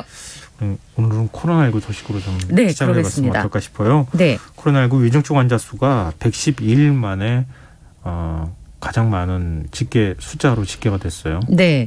563명이 발표가 되는데요. 하루 전보다 40명이 넘게 늘어난 것이고 112일 만에 가장 많은 수치입니다. 근데 좀 주목해서 봐야 될 게 뭐냐면 연휴 때 검사량이 줄었을 거 아니겠습니까? 그렇기 때문에 오늘 발표된 신규 확진자 숫자가 84,128명. 그러니까 8만 명 중반대를 기록을 했거든요. 그럼에도 불구하고 위중증 환자 숫자가 지금 말씀하신 것처럼 112일 만에 가장 많이 발표가 됐다는 점을 좀 기억을 해 주셨으면 좋겠고요. 그리고 이제 휴가철에 이동량이 급증했기 때문에 그 여파가 앞으로 차후에 좀 더 반영이 되지 않을까라고 예상을 했었는데 지금 9시까지 17만 5,281명이 확진이 돼서 이게 125일 만에 최다 기록을 이렇게 기록한 내용입니다. 그래서 이제 그럼 유행의 정점이 어디냐 이게 중요한데요. 유행의 정점을 찍고 나서 1, 2주 정도 위중증 환자 숫자나 사망자 숫자가 늘어나고 나면 이제 또 잦아드는 상황으로 넘어가게 될 텐데 지금 정부에서 정점은 이달 중에 하루 평균 20만 명 전후에서 나올 것이다. 근데 지금 17만 5,281명 오늘이니까 18만 명, 내일 18만 명 정도 18만 명 나온다고 보면 이제 그 정점에 가까워왔다고 볼 수 있을 텐데요. 방역 당국이 최대 정점을 15만 명으로 낮춘 적도 있었는데 최대 24만 명 정도까지 나올 수 있다라고 예측치를 다시 지금 올린 상황이고 8월 말 정도의 유행 정점을 찍고 빨리 내려오는 건 아니고요. 조금 느린 속도로 감소할 가능성이 있다. 그래서 그때 8월 말에 정점이니까 그럼 한 주 뒤, 그 다음 달 초 800명에서 900명 정도의 위중증 환자 숫자가 정점을 찍고 사망자는 그 즈음에 하루 100명에서 140명 정도가 나올 수 있다라고 얘기를 했습니다. 근데 좀 저희가 지금 계속 전망치를 수정해서 전해드리고 있어요. 30만 명에 육박한다고 했다가 20만 명으로 내려갔다가 다시 또 20만 명대 넘어간다고 했다가 이렇게 자꾸 전망치 바꿔도 되는 건가? 조금 더 신중하게 전망치 발표해야 되지 않을까 하는 생각이 지금 말씀 듣다 보니까 느껴지는데요. 일단은 제일 심각한 문제가 위중증 환자 숫자 아니겠어요? 지금 1,000명대를 돌파할 것이다 이런 얘기가 나오는데 병상 운영에 문제가 없겠습니까? 지금도 조금씩 문제가 생기고 있습니다. 그 병상 자체가 지금 당장 모자란다라기보다는 주말이나 휴일에 급한 환자들이 전원을 하거나 입원을 하는 경우가 좀 어려워지는 경우가 생기고 있거든요. 그러니까 말하자면 조금씩 어딘가가 정체가 나타나고 있는 것처럼 보이는 상황입니다. 병상 가동률이 지금 70%를 넘어서면 병상 운용 자체에 문제가 생기죠. 제가 생각했을 때 100% 90% 넘어야 되는 거 아닌가 싶은데도 병상 가동률이 70%가 넘어서고 그다음에 코로나 위중증 환자의 경우에는 가동되는 의료 인력이 많이 필요하잖아요. 그러다 보니까 병상도 병상이지만 병상 병상 가동률이 70%가 넘어가면 이제 부담이 되는 상황이 생기는 거죠. 근데 실제로 강원 지역 같은 경우는 70% 넘었어요. 73.9%. 경상남도도 71.4%. 대전도 지금 64.9%여가지고 준증중 병상 같은 경우는 79%거든요. 지금 대전 같은 경우가. 네. 이제 이렇기 때문에 이제 이러다가 급하면 응급 환자를 이송해야 되는 상황이 또 발생을 할 수밖에 없는 그런 부분이어가지고 이런 부분에 있어서 병상 운용에 대책을 좀 세워야 되는 건데요. 지금 또 조금 더 위험한 신호는 뭐냐면 60세 이상의 확진자 비중이 지난주에 21.7%까지 올라간 상황이거든요. 네. 그럼 이렇게 되면은 이 연령층에 있으신 분들이 3차 접종, 4차 접종 안 하신 분들도 꽤 많이 계시기 때문에 이미 이게 또 재감염률도 되게 높은 걸로 지금 나타나고 있어요. 최근에 코로나 현상이. 이제 이런 상황이 되면 이제 문제가 생길 수 있기 때문에 이럴 때 뭐 팍스로비드라든지 아니면 그 병상 가동률이라든지 아니면 지금 60세 이상 모니터링 안 하고 있잖아요. 재택치료를 받으시는 분들 중에서. 고용군 관리를 일단은 하지를 않고 있죠. 네. 이제 그런 부분들 때문에 혹시 타이밍을 놓치진 않을까. 근데 지금 정부는 뭐 그런 면에서라도 60세 이상, 뭐 지금 이제 50세 이상부터 4차 접종이 가능하도록 열어두기는 했지만 그래도 고위험군일 경우에 접종을 꼭 받아야 된다. 백신 접종을 이제 권유하고 있는 상황인데요. 권고하고 있는 상황인데, 근데 백신 4차 접종을 완료한 화이자 CEO가 코로나에 걸렸다. 이런 뉴스가 있어요. 이럴 수 있는데요. 왜냐하면 저희가 전해드린 분 중에도 접종을 3번 했는데 3번 걸리신 분도 있었잖아요. 그러니까 이제 백신이라고 하는 게 100% 완벽하지 않기 때문에 어떤 케이스에 따라서 이럴 수는 있는데 문제는 이게 벌써 제가 오늘 메신저로 되게 많이 받았거든요. 이 뉴스를. 그러니까 다들 백신을 왜 맞아야 되냐는 거예요. 이제 이런 상황에서. 근데 지금 말씀하신 것처럼 화이자에서 직접 밝혔어요. 회사를 통해서 화이자와 바이오엔테크 백신을 4차까지 접종했는데 지금 매우 가벼운 증상을 겪고 있긴 하지만 상태는 굉장히 좋다라고 얘기를 했고 미국 같은 경우는 2차까지가 접종을 해야 되는 의무사항이고요. 추가로 추가 접종을 2번까지 할 수 있어요. 그러니까 이제 4차 접종까지 할 수는 허용은 되어 있는 그런 상황인데 말씀하신 것처럼 화이자 CEO는 백신 4차 접종을 완료한 상황이었었는데 이제 그 화이자 CEO가 코로나에 걸렸다. 이게 이제 굉장히 관심을 받고 있는 그런 상황입니다. 그래서 이 블라 CEO가 지금 화이자에서 개발한 먹는 코로나19 치료제 팍스로비드 복용을 시작했다고 하고요. 회사를 통해서도 이제 뭐 더 이상의 설명은 없는 그런 상황입니다만 사실 최근에 코로나에 감염된 백신을 다 맞았는데도 한 사람 더 있죠. 바로 그 조 바이든 미국 대통령이었었는데 코로나19에 최근에 걸렸다가 팍스로비드를 먹고 지금 치료된 후에 많게 된 경우가 있었는데 이런 부분에 있어서 실제로는 뭐 백신을 맞으면 증상이 좀 덜하다 이렇게 설명을 하고 있잖아요. 최근에 제 주변에 코로나에 이제 감염되신 분들이 많은데 증상이 진짜 천차만별이에요. 그래서 제 주변 분들이 생각보다 힘들다. 걸리면. 생각보다 힘들고 너무 아프다. 그리고 이후에도 증상이 계속 남아있다. 이렇게 얘기를 하시니까 가능한 우리가 할 수 있는 일들을 먼저 하는 게 좋지 않을까 싶습니다. 그렇죠. 사실 우리가 이 정도 백신 맞았기 때문에 이렇게 지금 확진자 수가 나오고 이렇게 넘어가고 있는 거거든요. 그러니까 그걸 자꾸 우리가 잊고 있는 것 같아요. 그러니까 백신이 뭐 무용하다 이런 것은 사실 좀 과학적으로 근거가 없는 얘기일 것 같고요. 그러니까 앞서 말씀드렸던 것처럼 내가 나이가 조금 있고 고연령층이 있고 기저질환이 있다고 하시는 분들은 백신을 꼭 맞아야 할 필요가 있다. 이 말씀은 다시 강조드립니다. 근데 오늘 국회에서 마이크로소프트 창업자 빌 게이츠가 연설을 했어요. 우리가 알고 있는 그 빌 게이츠가 맞아요? 맞습니다. 심지어 빌 게이츠, 빌 앤 멀린다 게이츠 재단 공동이사장이 9년 만에 우리나라 국회를 찾은 겁니다. 어제 도착을 했고요. 오전에 김진표 국회의장과 환담을 나누고 국회 연설대에 올랐었는데 내용은 코로나19와 미래 감염병 대응을 위한 국제 공조가 주제였습니다. 굉장히 중요한 사안이라고 저는 생각을 하는데요. 빌 게이츠 이사장이 한국과 협력을 통해서 국제 보건 문제를 근본적으로 해결할 수 있을 것이다. 저는 한국과의 협력을 통해 여기에 이제 방점이 찍히더라고요. 저는 그냥 한 사람의 국민이니까 이 다른 나라들은 자국 국민을 위해서 미래를 어떻게 변화할 수 있을지 고민할 때 한국에서 그 아이디어를 찾고 있다. 이렇게 오늘 국회 연설을 했습니다. 그리고 오늘 빌 게이츠 이사장이 그 이후에는 최태원 SK그룹 회장을 만나서 국제 보건 그 공중보건 증진을 위한 협력 방안을 논의를 했었는데요.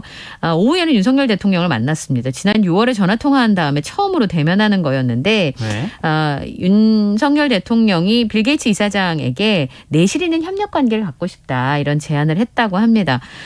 그런데요. 저는 이 부분을 좀 전해드리고 싶습니다. 판단은 청취자분들의 몫인데 전체 국회의원 299명 중에 4분의 1이 조금 넘는 80명만 여기에 참석을 했다고 합니다.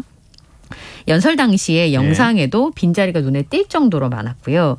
그러니까 3분의 1이 안 되는 거잖아요. 4분의 1 조금 넘는 그런 상황인데 물론 뭐 외국에서 유명한 사람이 왔다고 해서 국회의원이 반드시 그 자리에 있어야 된다. 뭐 제가 그렇게 말씀드리는 건 아니지만 지금 코로나19가 우리한테 굉장히 중요한 문제이고 앞으로 이와 같은 일들이 계속 반복될 수 있다고 하는 것인데 이 자리에 참석해서 국익과 관련된 문제, 미래와 관련된 먹거리 한 번쯤은 들어볼 여력이 들어봐야 되는 거 아닌가? 전 조심스럽지만 그런 말씀을 좀 드리네요. 국회 여야 원내 3당이 다 비대위 체제라서 그런 거 아닐까? 네. 뭐 그런 생각도 드네요. 비대위는 비상이란 뜻 아닌가요? 당내 비상이라서 문제죠. 그러니까 국가 비상 관심이 없으신가? 네. 하여튼 그렇습니다. 다음 뉴스 넘어가 보겠습니다. 서울시가 도시 브랜드인 아이서울유를 대신할 새로운 브랜드 개발에 나선다죠? 네. 새로운 브랜드를 연내에 최종 선정을 하겠다라고 하는 것을 발표를 했습니다. 서울시의 브랜드는요. 2002년부터 13년 동 하이서울을 써왔었어요. 그러다가 박원순 전 시장 재임 당시인 2015년 10월에 아이서울유를 사용을 하고 있습니다. 근데 오세훈 시장이 아이서울유가 의미가 모호하고 전달력이 떨어진다면서 교체 의사를 밝혀왔었고요. 민선 8기를 시작하고 나면서 인지도 조사를 비롯해서 사전 작업에 들어간 상황이었습니다. 지난 6월에 서울 시민 1000명, 그다음에 서울을 방문한 적이 있는 외국인 200명을 대상으로 설문조사를 했는데요. 거기 보니까 아이서울유를 알고 있다라는 응답이 해외는 17.9%, 국내는 69.3%라고 합니다. 그다음에 지금의 브랜드, 그러니까 아이서울유가 서울의 미래 모습을 반영하지 못한다. 응답이 국내가 41.6%, 해외는 69%였다는 겁니다. 새로운 브랜드가 필요하다는 해외는 73%, 국내는 68.1%라고 했다고 하는데요. 이제 이거를 바탕으로 해서 이제 최종 단계에서는 우선 온오프라인의 그 해외 거주 외국인들의 의견을 수렴을 한다고 합니다. 왜냐하면 이게 우리나라 사람이 우리나라 서울을 모르진 않으니까요. 외국인의 호감도를 좀 찾아보겠다라는 의미인 것 같고요. 그다음에 최종 단계에서 10개 나라 해외 주요 도시에 살고 있는 외국인 1000여 명을 대상으로 선호도 표본 조사도 진행을 한다고 하는데 문제는 이 브랜드 개발이 얼마가 드는지 좀 궁금했거든요. 2억 5천에 3억 정도가 든다고 합니다. 우선 공모전을 하고요. 그다음에 브랜드 전문가를 PM이라고 그러잖아요. 프로젝트 매니저를 위축을 하고 그다음에 디자인 후보 3개에서 5개를 개발할 자문단을 꾸리고 선호도 조사를 하고 최종 브랜드 발표 이렇게 순서대로 이루어질 텐데 이 2억 5천에서 3억은 개발 단계 개발하는 데만 들어가는 거고 이후에 새 브랜드를 만든다든지 그다음에 상징물을 또 만들잖아요. 그 상징물을 만드는 거 그다음에 홍보하는 비용 그게 100억 이상 들어갈 것으로 예상이 된다고 하더라고요. 계속 광고해야 되니까. 네, 그렇죠. 근데 이게 브랜드 바꾼다고 할 때마다 논란이 있었던 것 같은데요. 그러니까 하이서울 같은 경우도 그 전에 이제 있었던 브랜드였잖아요. 근데 이것도 그 당시에 하이서울 이거는 지금 오세훈 시장 때 있었던 거 아니에요? 브랜드잖아요. 하이서울하고 아이서울유하고 다 얘기가 많았어요. 있죠? 네, 아이서울유는 또 이거 너무 패러디한 거 아니냐라는 얘기들이 좀 많이 있었습니다. 근데 처음에는 아이서울유 같은 경우도 찬성한다가 11.9%였어요. 그러다가 지난해 4월에 응답자 40% 이상이 잘 어울린다라고 얘기를 했다는 거죠. 2019년 자체 조사 당시에는 인지도가 86%였는데 지금 이제 시 브랜드를 바꾸려면 시 조례를 개정해야 되는데 현재 서울시 의회 의석수가 112석에 76석이 국민의힘이기 때문에 조례 개정안 통과는 문제가 없겠지만 지금 말씀드렸던 시장이 바뀔 때마다 브랜드를 계속 바꾼다라고 하는 것이 낭비가 되는 건 아닌가? 그리고 지금 말씀드렸던 이전에 아이서울유가 개발 당시에 8억 그다음에 선포식 포함해서 홍보에 100억 원 이상이 쓰였고요. 연평균 20억씩 들어간다는 거예요. 제가 요 당시에 서울 홍보대사를 잠깐 해가지고 그래요? 네, 그때 얘기 들었는데 BTS가 정말 지금처럼 전 세계 글로벌 스타가 되기 전에 예. 서울 브랜드 홍보 영상을 찍었었어요. 예. 그리고 나서 BTS가 지금 같은 글로벌 스타가 됐어요. 예. 그래서 사실은 그 영상에 BTS 등장을 하잖아요. 서울 홍보 영상에. 예. 그러니까 그런 일이 있었음에도 불구하고 100억이면 그러네요. 그러면 제가 생각할 때 앞으로 예측치를 생각해 봤을 때 더 많이 들 수도 있다는 거죠. 그게 아이서울유였어요? 예, 아이서울유였어요. 그 당시에. 그럼 BTS가 나왔기 때문에 더 많은 홍보가 되지 않았을까 네, 그럼 왜냐하면 싶은데. 그때 제가 말씀드린 거 그 당시에 BTS한테 지금만큼의 필요한 홍보 비용을 지불하지 않고 찍을 수 있었다고 제가 관계자분한테 얘기 들었었거든요. 그래서 그렇군요. 너무 운이 좋다라고 얘기를 했었는데 만약에 이 방법은 어떨까요? 하이서울로 다시 되돌아가면 안 되나요? 그 이상하잖아요. 아, 그런가요? 저도 그 생각 잠깐 했었는데 하이서울, 아이서울로 다시 하이서울. 어쨌든 그래서 이런 부분에 있어서는 어렵네요. 그냥 아이디어 차원이 아니라 좀 더 냉철한 게 필요하지 않을까. 지금 제가 그 아이서울요 BTS가 찍었다는 영상 봤는데요. 되게 멋있는데요. 엄청 멋있어요. 그래서 그때 서울시 관계자분들이 되게 좋아하셨었어요. 왜냐하면 비용이 거의 안 들었는데 BTS가 찍어준 영상 덕분에 홍보 효과가 어마어마했었대요. 그때. 아유 참, 뭘 여러 가지 조사한다니까요. 네. 그거 좀 저희가 지켜보죠. 제가 너무 의심이 많았습니다. 자, 지금 여러분께서는 KBS 라디오 김성환의 시사회와 함께하고 계십니다. 밤참 뉴스 계속 이어가겠습니다. 지난달 캠퍼스에서 있었던 성폭행 추락 사건 피의자에게 검찰이 살인죄를 적용했다는 뉴스 지난번 이제 네, 밤참 뉴스에서 저희가 말씀드렸었죠. 전해드렸는데요. 그 이유가 공개가 됐어요. 네, 처음에 경찰에도 살인죄 적용을 검토를 했었어요. 네. 그런데 그때 고의로 밀지 않았다라고 고의를 밀었다는 증거를 밝히기가 어려웠기 때문이었겠죠. 고의를 밀지 않았기 때문에 치사죄를 적용했습니다. 그러니까 네. 죽음에 이르게 만들었다라는 건데 고의가 있이 민 건 아니다 뭐 이런 거였는데 그다음에 검찰로 넘어가면서 아니다. 이 성폭행하려고 할 당시에 사망할 줄 알고 있었다. 그래서 미필적 고의에 의한 살인으로 이제 혐의를 적용을 한다 이런 얘기가 나왔었는데요. 이번에 지금 말씀드린 살인죄를 적용하는 내용 중에서 좀 특이한 내용들이 몇 가지 나왔습니다. 그중 하나가 뭐냐면 자귀에 의한 살인죄를 적용해 재판에 넘겼거든요. 자귀라고 하는 건 직접적인 살인에 이르게 하기 위한 직접적인 행위가 있었다는 거예요. 네. 첫 번째는 이번에 이 살인죄를 적용할 때 법의학자가 함께 했었는데 네. 가천대 이정빈 교수가 밝힌 내용들에 따르면 우선 초기에 진술할 때 밀었다는 내용이 포함이 돼 있답니다. 경찰 진술에. 그러니까 직접적인 행위가 있었다고 볼 수 있겠죠. 예. 그다음에 또 하나는 이게 예를 들어서 본인이 실수를 해서 만약에 떨어졌다고 하면 이게 8m 높이거든요. 2, 3층 높이니까. 예. 그러면 피해자 손에 페인트가 묻어야 되잖아요.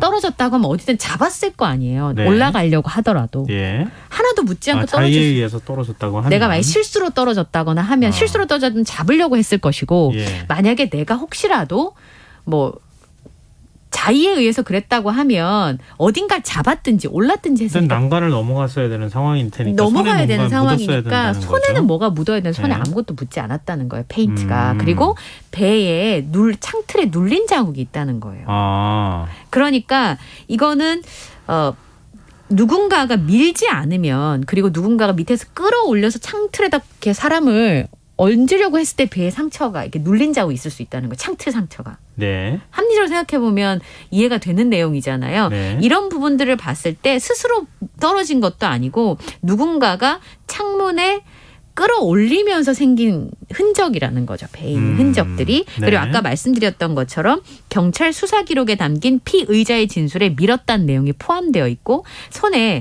피해자 손에 페인트가 발견되지 않았고 그다음에 이 창틀에 걸쳐진 배가 오래 눌렸다가 추락한 것으로 보이는 흔적이 남아있다라고 하는 부분입니다. 그래서 지금 말씀드린 것처럼 그전에는 처음에는 치사죄, 그다음 미필적 고의에 의한 살인죄, 지금은 자기에 의한 살인죄를 적용해서 지금 재판에 넘긴 그런 상황입니다.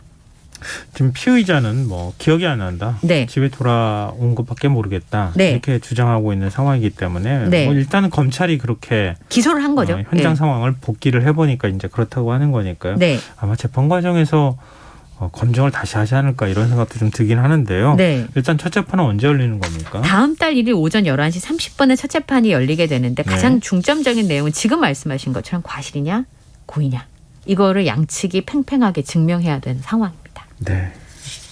알겠습니다. 자, 마지막 뉴스 가보겠습니다. 최근 기내에서 난동을 피운 남성이 온라인에서 논란이 됐어요. 네. 뭐 좀 이해를 할 수가 없다. 뭐 이런 이제 비판의 목소리가 많더라고요. 네, 4일날 그러니까 14일날 오후 4시쯤에 제주로 가는 비행기 아니었었는데 이륙한 지 8분 만에 이런 일이 벌어졌다고 합니다. 남성 승객 A씨가 고성을 막 지르면서 이제 기내에서 아이가 울기 시작한 거예요. 왜 피해를 주고 그래? 누가 애를 낳으래? 그리고 이제 많은 분들을 분노하게 했던 건 뭐냐면 키울 수 없으면 케어할 수 없으면 낳지 마. 누가 낳으래? 이런 얘기인 거예요. 예. 케어가 안 되면 다니지 마. 이런 얘기를 한 게 많은 부모들을 분노케 했었는데요. 처음 당시에는 여자 승객 승무원들이 계속 말려요. 말림에도 계속 화를 내면서 어른은 피해를 봐도 되냐. 애가 하는 거를 욕설도 하고 심지어 제가 영상을 마스크를 벗어가지고 예. 팔을 휘두르는 위협 행동을 하기도 했습니다. 그래서 승무원이 계속 하시면 제주 가셔서 경찰에 인계됩니다라고 얘기를 하는데도 계속 흥분을 가라앉히지 못하고 또다시 폭언과 욕설을 뱉었는데 제가 생각할 때 부모가 사과를 하지 않거나 또 아이가 울고 하는 거를 만약 방치했다고 하면 네. 또 한편으로 화를 낼 수도 있겠구나라고 조금은 생각할 수 있었는데요. 그 영상 속에 소리를 들어보면 부모님 계속 미안하다고 사과하는 영상이 들리거든요. 이게 안전벨트 표시등이 꺼지기도 전에 좀 이륙한 지 한 8분 정도밖에 네. 안 된 상황에서 이런 일이 벌어진 거잖아요. 그러니까 나이가 어떻게 되는 거예요? 아이가 돌진한 얘기인데 아이가 얘기요? 8분을 울었다고 생각을 해도 8분 정도는 좀 울었다고 계산을 해도요. 좀 참아줄 수 있지 않나 이런 생각이 좀 들긴 하는데 그래서 끝내 안 돼가지고 항공사 측에서 이 일가족을 여객기 제일 뒤로 이동을 시켰습니다. 참 이렇게까지 해야 되는 것인가. 뭐 어른이 불편하게 하는 것도 아니고 아이가 우리 보통 비행기가 이륙하면 고막이나 아프잖아요. 귀가 아파서. 기압 때문에. 그 아이가 할 수 있는 일은 유일하게 우는 것밖에 없어요. 그렇죠. 이런 식의 얘기까지 해야 되는가 이렇게 생각이 되는데 네.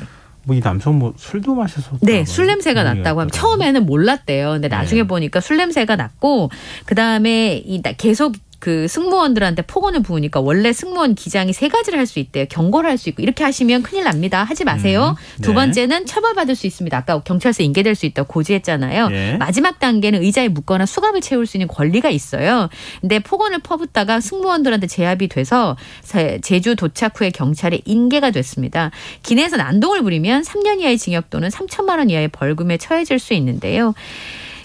심지어 애기 부모님한테 침을 뱉었다고 합니다. 우리 과거에 알고 있잖아요. 이른바 땅콩이양 사건도 있었고, 뭐 컵라면 무슨 갑질도 있었고, 예. 여러 사건들이 많았잖아요. 그럴 때마다 항공보안법이 더 강화되는 방향으로 갔고, 그렇기 때문에 이렇게 난동을 피우면 항공보안법도 적용받고, 지금 이렇게 침을 뱉거나 이렇게 하면 폭행죄도 성립이 돼서 가중처벌까지 될 수밖에 없는 상황이다. 근데 그런 걸 떠나서 지금 아이가 운다고 해서 이렇게까지 해야 됩니까? 참. 네, 저는 저번에 KTX 탈 때 비슷한 일이 하나 있었는데요. 아기가 3시간을 소리를 지르더라고요. 근데 제가 한마디도 할 수 없었던 이유는 저한테도 애가 있었기 때문에. 아, 그렇죠. 나도 그랬을 거야. 한마디도 못하게 잘 가라고 인사했어요. 그래서. 알겠습니다. 씁쓸하네요. 네. 오늘 밤참수 여기까지 하겠습니다. 지금까지 이현경 뉴스캐스터와 함께했습니다. 고맙습니다. 감사합니다.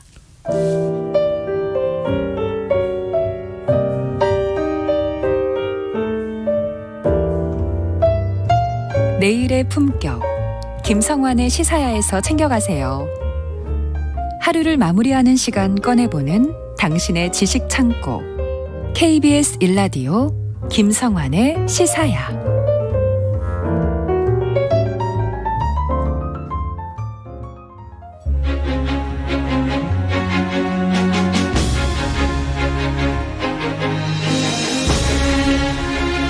경남 김해시 구산동 지성묘 유적 세계 최대 규모 고인돌이 훼손된 것으로 최근 알려져서 사회적 논란이 일고 있습니다.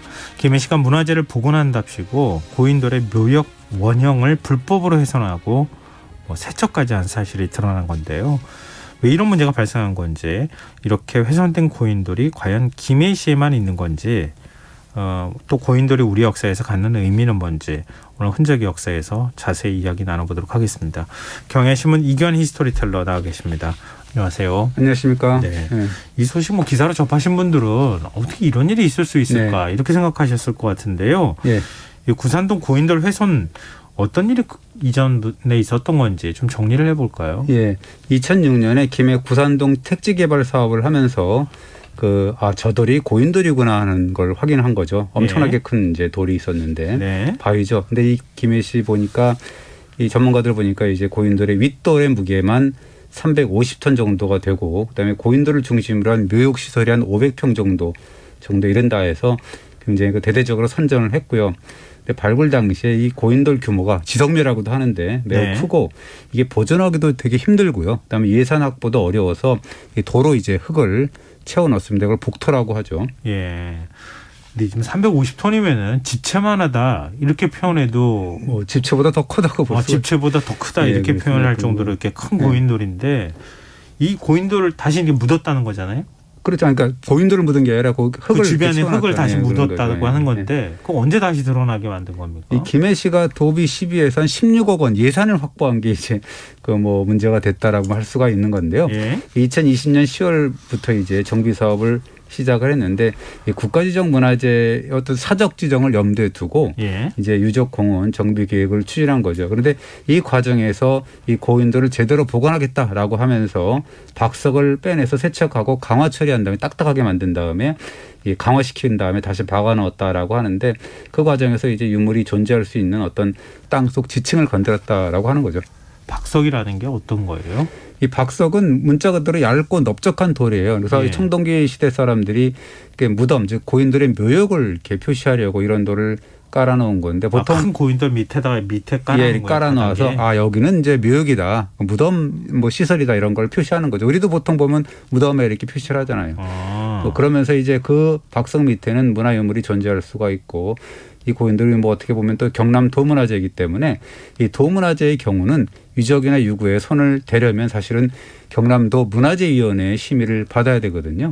근데 이런 심의 절차 거치지 않고 그냥 발굴했다는 거잖아요. 밟긴 했어요. 근데 밟긴 했다 그러는데 절차는 밟았어요. 도문화재위원회에서 바닥을 깐 이 박석은 건드리지 않는 조건을 이제 정비 계획을 승인했죠. 그러니까 문제는 없는 거죠. 만약 그렇게만 했으면. 근데 이제 김해 씨가 이 박석을 막 드러내고 깨끗이 세척을 했다라는 거고 이 자체는 바닥 층에 이렇게 있을지도 모르는 그 문화유전층을 건드리는 셈이니까 불법을 저지르는 셈이죠. 그래서 이 문화재보호법에 따르면 그 매장문화재 유전지역 내에서 현상을 변경한다 할 경우에는 그 문화재보호대책을 수립하고 그에 따른 발굴 조사를 해야 되는데 예를 들자면 박석을 드러내는 행위 이런 경우는 사전에 문화재청으로부터 발굴 허가를 받아야 되거든요. 그런 절차가 없었던 거죠. 그럼 이게 불법이라고 볼 수 있는 거예요? 이런 식으로 하게 되면? 그렇습니다. 그래서 위법이죠. 그렇게 돼서 이제 가야문화재연구소가 이제 국가기관인데 현장 조사를 벌였고 이게 이제 김해시에서는 수작업으로 돌을 빼냈을 뿐이다. 잘못은 했지만 수작업이다라고 얘기를 했는데요. 그대로 박아 넣었다라고 했는데 이게 보니까 이 중장비를 사용한 흔적이 좀 역력하더라. 그런 정황이 명백하더라라는 거고 그래서 법적인 조치에 들어가는데 이게 그 처벌이 굉장히 세요. 매장문화재법 31조 2항에 따르면 도굴 등의 처벌을 받게 되거든요. 그래서 10년 이하의 징역과 1억 원 이하의 벌금형을 이렇게 받게 되는 그런 아주 엄중한 그런 이 죄값을 치르게 됩니다. 결국은 또 이 김해 씨가 고인돌을 사적으로 지정하려고 했다 그랬지 않습니까? 이번 일로 사실 물 건너간 것이나 또 다름이 없는 그런 문화재를 훼손했으니까 사적으로서의 가치가 사라졌다 이렇게 일단은 좀 어렵죠. 그런 면에서 보면. 근데 지금 처벌로 보면 도굴죄 거의 준하게 하는 처벌한다는 거니까. 그러니까 마음대로 자기 마음대로 이렇게 문화재를 현상 변경하거나 이런 손을 대지 못하도록 만든 거죠. 그래서 어떻게 보면 이 김해 씨가 예산도 확보했겠다. 그래서 유적공원 정비 계획을 밀어붙이다가 어떻게 보면 참사를 빚은 건데 그런데 이제 제가 볼 때는 김해 씨 경우는 어떻게 보면 잘하려고 하다가 어떻게 보면 그런 무지에서 비롯된 참사다라고 할 수 있는 건데 물론 잘못한 거죠. 그런 거지만 김해 씨의 사례는 어떻게 보면 물론 잘못 저질렀고 죄값을 받아야 되긴 하지만 제가 말씀드리는 사안에 비해서는 이른바 좀 죄질이 약하다라고 볼 수가 있습니다. 아니 더 심한 사례가 있다는 말씀이에요? 예, 그렇습니다. 춘천 중도 유적이라고 혹시 들어보셨나요? 얼마 전에 5월 5일 날 레고랜드가 들어선 곳이죠. 이 중도면은 가보신 분들 굉장히 많으실 거예요. 네. 그냥 아름다운 섬이잖아요. 그렇습니다. 예전에는 지금은 섬인데 예전에 육지였다고 하죠. 그래서 이 섬 하류에 건설된 의암댐이 이제 1967년에 건설이 됐는데 댐 때문에 불어난 수위 때문에 섬이 된 곳인데요. 원래 그 북한강 상류 그다음에 소양강에서 흘러내려오는 어떤 토사 이런 것 때문에 아주 비옥한 충적지대를 형성하고 있어가지고 예부터 사람들이 거주하기 좋은 조건을 갖추고 있었다라고 하는데요. 청동기 시대부터 정착을 했으니까 농사를 짓고 그랬으니까 아마 청동기 시대부터 이제 그 사람들이 거기서 살았다라고 하는 건데 중도 유적이 세상에 알려진 것이 이제 45년 됐습니다. 1977년 무렵이었는데 국립중앙박물관 조사단이 이 지표 조사를 나가서 중도의 어떤 문화층에서 무수히 박혀 있는 경질의 무문토기편을 발견합니다.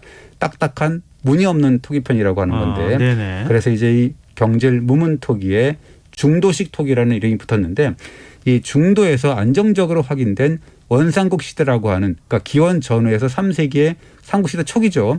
그 시대의 고고학적 시대 구분을 우리가 원삼국 시대라고 하는데 그 원삼국 시대를 알려주는 표지 우물이다 해서 붙은 이름인데요. 다른 데서는 안 나왔었다 그래요. 그래서 이제 고고학을 배우는 교과서에 등장하는 유적입니다.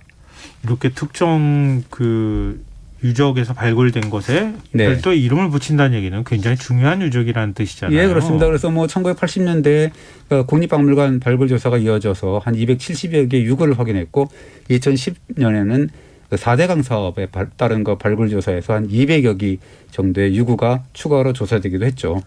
그러면은 아까 뭐 그 구산동 고인돌 말씀하실 때도 나온 얘기지만 국가지정 문화재로 지정했어야 되는 거 아닙니까? 그러니까 그랬으면은 됐는데 그것이 그렇지 않았던 것이 원죄가 됐다라고 우리가 좀 얘기할 수가 있는 거죠. 어떻게 보면 그 우리가 고고학계에서 얘기하는 것이 당시에 국립중앙박물관이 그 좀 했으면 되지 않았나. 그리고 고고학계는 뭐 했냐 뭐 이런 이야기를 지금도 하고 있습니다. 굉장히 안타깝다라고 하는데 그렇게 넘어갔는데 2011년에 이 중도에 이른바 그 블록 장난감이라고 하는 레고를 테마로 한 레고랜드 테마파크를 조성한다라는 계획이 수립되면서 이 중도 유적이 본격적으로 개발의 소용돌이에 휩싸였는데 그전에는 뭐 홍수로 이렇게 물이 왔다 갔다 하니까 그래서 어려웠다라고 얘기를 하지만 다시 이제 여기서 이제 개발 계획이 세운 거죠. 그래서 사업 추진을 하게 되면 그 부재 발굴을 하게 되거든요. 사전에 발굴을 하게 되는 거죠. 미리 가가지고 먼저 개발을 하기 전에는 발굴을 하게 되는 건데 여기에서 엄청난 청동기 시대의 유구와 유물이 쏟아져 나왔는데요. 고인돌, 집터, 그다음에 구덩이, 그러니까 마을을 지키는 도랑, 경장 유구까지 해서 총 3천여 개의 유구, 그다음에 유물만 8천여 점이 확인되었습니다. 아니 3,000기 정도라는 게 이게 숫자가 가늠이 안 돼요. 집터 같은 거 이렇게 그 고인돌 집터를 다 합치면 그렇게 된다는 건데요. 이게 그 기원전 14에서 11세기 청동기 유구니까 뭐 지금으로부터 한 3,400년에서 3,200년 되는 거죠. 그렇죠. 거기서는 고조선 시대의 대표 유물로 우리가 알려지고 있는 비파형 동검 우리가 알잖아요. 그 비파형 동검하고 그다음에 청동 도끼 등도 출토가 됐는데 이 비파형 동검 이런 것들이 남한 지역 집터에서 확인된 것은 이번이 처음이었다라고 하고 그중에 주목되는 유구는 다양한 형태로 이렇게 줄지어 있는 열지어 있는 고인돌이었는데 고인돌만 150기가 줄줄이 확인이 됐습니다. 고조선 시대 유물이 있는 게 많아요? 그렇게 많지가 않죠. 그렇죠. 그래서 되게 중요한 그런 유물이라고. 제가 좀 놀래가지고 그래서 이 고인돌이 또 많이 주장이 돼 있다는 거죠. 많이 있다는 거죠. 근데 고인돌은 뭐 청동기 시대 마을에 좀 이렇게 뭐랄까 지체 높은 계급이 높은 사람 이런 지도자의 무덤이다 이렇게 지금 알고 있지 않습니까? 그래서 우리가 교과서에서 배운 고인돌은 보면 규모도 크고 무겁게 생기고 탁자식 같은 거, 그다음에 바둑판식이라고 하는 그런 고인돌이죠. 그러나 우리나라 고인돌이 한 4만 개 정도 되는데 굉장히 많습니다. 가장 많은데 그중에 90%는 중도에서 발견된 것 같은 아주 되게 소박한 규모의 고인돌이 많습니다. 90% 정도가 그런데요. 이 규모가 큰 고인들의 경우는 우리가 최상위 지도자의 무덤일 수도 있고 그다음에 제사용이라든가 혹은 예전에 랜드마크형처럼 뭔가 마을의 상징물일 가능성도 있어요. 그런데 중도에서 확인된 이런 조금 소박한 고인돌은 물론 지도자 무덤일 수도 있지만 마을에 그 실제 시신을 묻고 장례를 치른 실용적인 무덤이었다라고 우리가 볼 수가 있는 거죠. 일단 고인돌 개수도 굉장히 많고 예. 그 고인돌의 이 상석이라고 해야 되나요? 위에 올라가 있는 돌 자체가 크기도 좀 그렇게 크지 않고 많아요. 돌이 굉장히 많이 이렇게 어떻게 보면 나중에 적석청으로 이렇게 발전이 되는 그런 고인돌. 그러면 당시에 뭐 최상위층 지도자는 아니고 마을 사람들의 공동묘지 뭐 이런 개념으로 이해할 수 있어요. 최상위 그 마을을 다스리던 지도자들의 가문 무덤이다라고도 볼 수가 있는 거죠. 뭐 네. 우리가 알 수는 없지만은요. 그래서 어떻게 보면 그 고인돌 배열을 보면 그 마을 안에 이렇게 삼열로에서 한 200m가 그 40여 기 정도 길게 조성되어 있는 사진을 보면 이게 나오는데 그 조성되어 있고요. 그다음에 마을 공간 안에도 굉장히 많이 분포되어 있다라는 것이 되게 흥미로운데요. 네. 그 가운데는 5살에서 6살 정도의 어린아이가 구부린 자세로 석관에 묻힌 되게 작은 고인돌도 보였습니다. 그래서 그 청동기 마을에 어떻게 보면 공동묘지다. 뭐 최상위 지도자들의 가문의 무덤이든 아니면 그 마을 사람들의 공동묘지든 뭐 이렇게 우리가 볼 수가 있는 거죠. 근데 마을이면은 집터는 당연히 있을 것 같고 네. 또 뭐 아무래도 규모가 좀 큰 건물 같은 것도 뭐 있지 있습니다. 않았을까 싶은데요. 예, 발굴된 집터를 이렇게 보니까 조기 청동기 시대라고 하는데 기원전 14에서 12세기 정도의 집터가 있는데 요즘 아파트의 평수에도 이렇게 뒤질 바 없는 한 26평 정도, 86.5 제곱미터 정도에 달했는데요. 네. 그 집을 보면 집안 가운데 화덕자리가 있더라고요. 그래서 따뜻하게 해줬을 것이다라는 건데 예. 그 집을 보면 그 네 줄로 연결된 통나무가 불에 탄 그대로 그 형태대로 쫙 그렇게 폭삭 무너져 있는 그 모습이에요. 그러니까 예. 어떻게 보면 벽체나 천장이 불에 타면서 그대로 폭삭 무너져서 그것이 3,400년, 3,200년 동안에 그대로 아무도 이렇게 손을 보지 않고 그대로 이렇게 폭삭 고스란히 남아 있었다라고 하는 거고. 예. 또 그보다 큰 집터도 보였는데요. 그 154 평방미터, 47평 정도 되고 126 제곱미터 평방미터 38평짜리 이런 것도 있었습니다.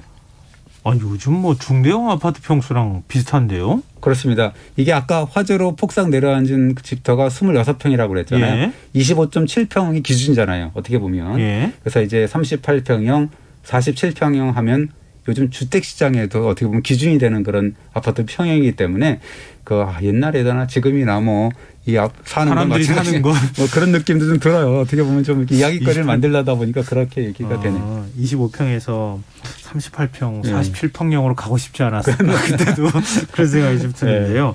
하여튼 말씀 듣다 보니까 정말 대단한 유적이다. 예. 그러니까 청동기 마을 유적이 상당히 오랫동안 이제 마을이 형성됐던 게 그대로 남아있는 곳이라고 볼 수 있겠네요. 대대로 이제 살았던 터전이다라고 볼 수가 있고 이 조사된 유구들이 있는데 한 3분의 2 정도가 청동기 중기, 그러니까 기원전 9세기에서 6세기 정도로 편성이 되는데 한 가구당 이제 5명에서 6명 살았다고 치면 그 한 1000기 정도가 되거든요. 그 시대 청동기 시대 중기의 그 집터 정도가 그렇게 5, 6명이 살았다고 치면 뭐 한 계산해 보니까 한 4,500명에서 한 5,500명 정도 그 마을에 살았을 것이다라고 하는데 이쯤 되면 이 청동기 시대의 도성이 아니냐 뭐 이런 시기까지 얘기할 수 있는. 이렇게 많은 인구가 확인되고 쉽지 않은 일이잖아요. 중도에 그래서 세계적인 유적이다라고 볼 수가 있고 그래서 이 중도 유적을 발굴 조사한 것이 한 개가 아니고요. 7개 조사기관에서 이제 나눠 갖고 했어요. 굉장히 엄청난 규모이기 때문에. 예. 그래서 2017년에 펴낸 그 조사 보고서를 보면 중도 유적은 한국 고고학 역사상 청동기 시대 최대의 마을 유적이다라고 규정을 했습니다.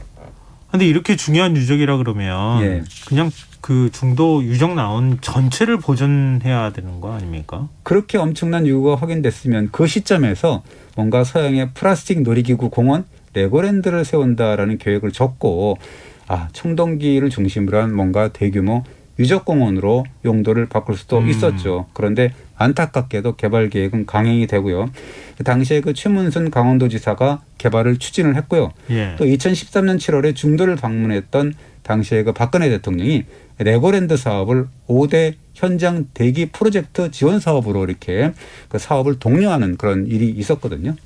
그럼 그 이후에 조치가 어떻게 됐던 겁니까? 그래서 결국 이제 강원도하고 문화예청이 그 중도 안에 발굴 조사된 유구 중에서 청동기 시대 유구 6만 한 1,500 제곱미터 그리고 철기 시대와 원삼국 시대 유적 그 3만 2천 제곱미터만 보존하기로 했습니다. 그러니까 사업을 담당한 강원도에서는 이 두 곳에 그 청동기 및 원삼국 유적공원을 조성하고 그 조사된 유구를 옮겨 보존 전시를 하고 그다음에 그걸 보존 전시할 별도의 박물관을 만든다라는 계획을 세웠죠. 어떻게 보면 개발과 보존, 활용이라는 두 마리의 토끼를 잡는다라고 어떻게 보면 윈윈 전략이라고 얘기를 했는데요. 네. 무작정 보존만 해줄 게 아니다. 이제는 활용 측면도 고려해야 되는 거 아니냐라는 논리가 등장을 했습니다. 그냥 듣기에는 그럴듯해 보이는데요. 예. 그러나 이제 내용을 들여다보면 좀 기가 막히는데요. 중도 유적의 핵심은 아까도 얘기했지만 시그니처라고 할 수 있는 그런 유구는 고인돌이 한 150기 정도 되는데 그중에 100기 정도는 복토를 가지고 밑에다 이렇게 놨고요. 그리고 50여 기가 48기는 그 고인돌을 다 철거해 가지고 유적 한편에 잡석이라는 이름을 해서 야적을 해놨습니다. 한꺼번에 이렇게 걸어 모아가지고 한쪽에다 이렇게 쌓아뒀다는 거예요. 그렇게 나눠 갖고 쌓아뒀는데요. 이게 사실은 잡석이라니까 참 웃기는 얘기인데 잡석이라고 써 있어요. 자기들이 그렇게 써놨어요. 그래서 이 고인돌이 어떻게 보면 돌을 쌓아서 조성한 무덤인데 그걸 해체한다는 것은 심각한 유구훼손이잖아요. 지금 아까 구산동의 한기 때문에 그렇게 됐는데 그렇잖아요. 그래서 어떻게 보면 고인돌을 해체하면 유구의 형태가 사라지고 아무짝에도 쓸모없는 잡석이 되고 마는 거죠. 어떻게 보면 돌이 고인돌일 때 가치 있는 유적이지 해체가 되면 그 돌은 쓸모없는 잡석이 되는 거죠. 어떻게 보면. 그 김해 고인돌 유구는 사실 어떻게 보면 세 발의 피다라고 아까 말씀드렸지만 그렇게 되는 겁니다. 그나마 김해는 거기 보존 처리하겠다고 씻어가지고 다시 갖다가 넣어놨잖아요. 그래서 아까 얘기하면 약과다 뭐 그런 정도로 얘기한 거죠. 근데 지금 중도는 잡석으로 분류해서 고인돌 한꺼번에 모아놨다는 얘기인데 참 답답한 얘기네요, 정말. 그래서 그러니까 문제가 또 있었는데 뭐냐면 조성하겠다는 청동기 공원의 이전 복원할 어떤 고인돌 이거는 철거해서 야적시켜놓은 48기가 있는데 그중에 12기는 이전 전시를 하겠다라는 거고 36기가 이전 복원하겠다라는 거거든요. 그리고 이제 그 발굴조사에서 확인된 엄청난 규모의 집자리, 그다음에 집터, 그다음에 경작유구 이런 것들은 그 자리에서 이제 매립 복토를 했습니다. 그러니까 그 위에 어떻게 보면 이 레고랜드가 쓴 거죠. 그 청동기 유구 위에 레고랜드가 섰다라고 볼 수가 있는 거고 그 확인된 3천여 개 유구 중에서 유적공원에 이전 복원되는 것은 100분의 1도 안 되는 지성묘 36기, 12기 이런 식으로 그에 불과하다라고 볼 수가 있습니다. 아니 이 지경 될 때까지 고고학계는 뭐 했습니까? 어떻게 보면 이 1, 2차 책임은 레고랜드를 유치하고 강원도 정부에 있는데 그 정권도 막론하고 이제 표를 의식하면서 지역 개발에 혈안이 돼 있었기 때문에 그러는 건데 학계 책임론이 이제 우리가 그 지적을 해야 되겠죠. 근데 그 고고학자들 이럴 때 적극적으로 목소리 냈었어야 되는 거 아닙니까? 그러니까요. 지금 구산동도 학에서 한 명만 있었으면 됐을 것이다라고 하는데 사실은 이 중도를 보면은 과연 그랬겠냐라는 생각도 들어요. 그러니까 어떻게 보면 그 개발을 전제로 한 구제 발굴이었기 때문에 공사를 전면 중단시키기는 굉장히 쉽지는 않습니다. 저도 그걸 이제 아는데 쉽지 부담스러워요. 그래서 어떻게 보면 구제 발굴을 담당한 사람들도 고고학을 공부한 사람들이고 연구자들도 있고 그런데 제가 2019년 6월에 이 중도 유적 보존 문제를 거론했을 때 레고랜드 사업을 담당한 공무원, 강원도 공무원하고 통화를 하면서 문화재가 쏟아졌던 사업 초기 2013년에 그 전면 보존 결정을 내렸다면 어떻게 됐겠냐라고 물었더니 그 공무원이 이렇게 얘기를 하더라고요. 그랬다 그럼 차라리 좋았을 것이다. 그때 아예 그냥 그 보존 결정을 내렸으면. 그런데 2019년 기준으로 하면 이미 그때는 3천억 원이 들어갔거든요. 그러니까 이미 그때는 쉽지가 않았다. 되돌리기가 어렵다라고 이제 할 수가 있죠. 당초 약속했었던 유적공원은 조성이 됐습니까? 지금 그렇게 안 돼 있습니다. 돈이 없네, 공사비를 확보하지 못했네, 그래서 차일피일 미루는 상황이어가지고 이미 이제 레고랜드가 개관이 됐으니까 뭐가 급하겠냐, 이런 이야기 아니겠습니까? 그래서 그런 사이에 지금 그 돌조각으로 해체돼서 보관된 아까 얘기했던 48기의 고인돌 이거는 지금도 비닐하우스 안에 보관되어 있습니다. 이거 참 뭐라고 표현해야 될지 모르겠습니다. 그러니까는 아까 구산동 고인돌의 경우도 잘못한 것은 사실이지만 처벌을 받아야 될 수 있지만 중도의 경우는 정말 타산지석으로 삼아야 되죠. 지금이라도 중도 유적이 앞을 위해서 무엇이 최선인지를 검토해 봐야 된다는 생각이 듭니다. 네, 알겠습니다. 오늘 흔적의 역사 여기서 마무리하겠습니다. 지금까지 경향신문 이기환 히스토리텔러였습니다. 고맙습니다. 감사합니다. 김성환의 시사 오늘 순서 여기서 마칩니다. 모바일 쿠폰 당첨자는 홈페이지 공지사항에서 확인하실 수 있습니다. 편안한 밤 되십시오.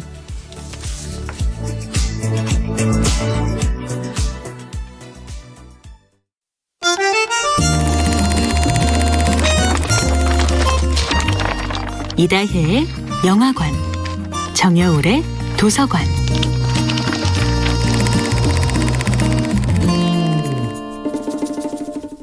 안녕하세요. 여러분과 아름답고 풍요로운 책 이야기를 나누고 있는 작가 정여울입니다. 이번 주에 함께하는 작품은 니콜 르페라의 내 안에 어린아이가 울고 있다입니다.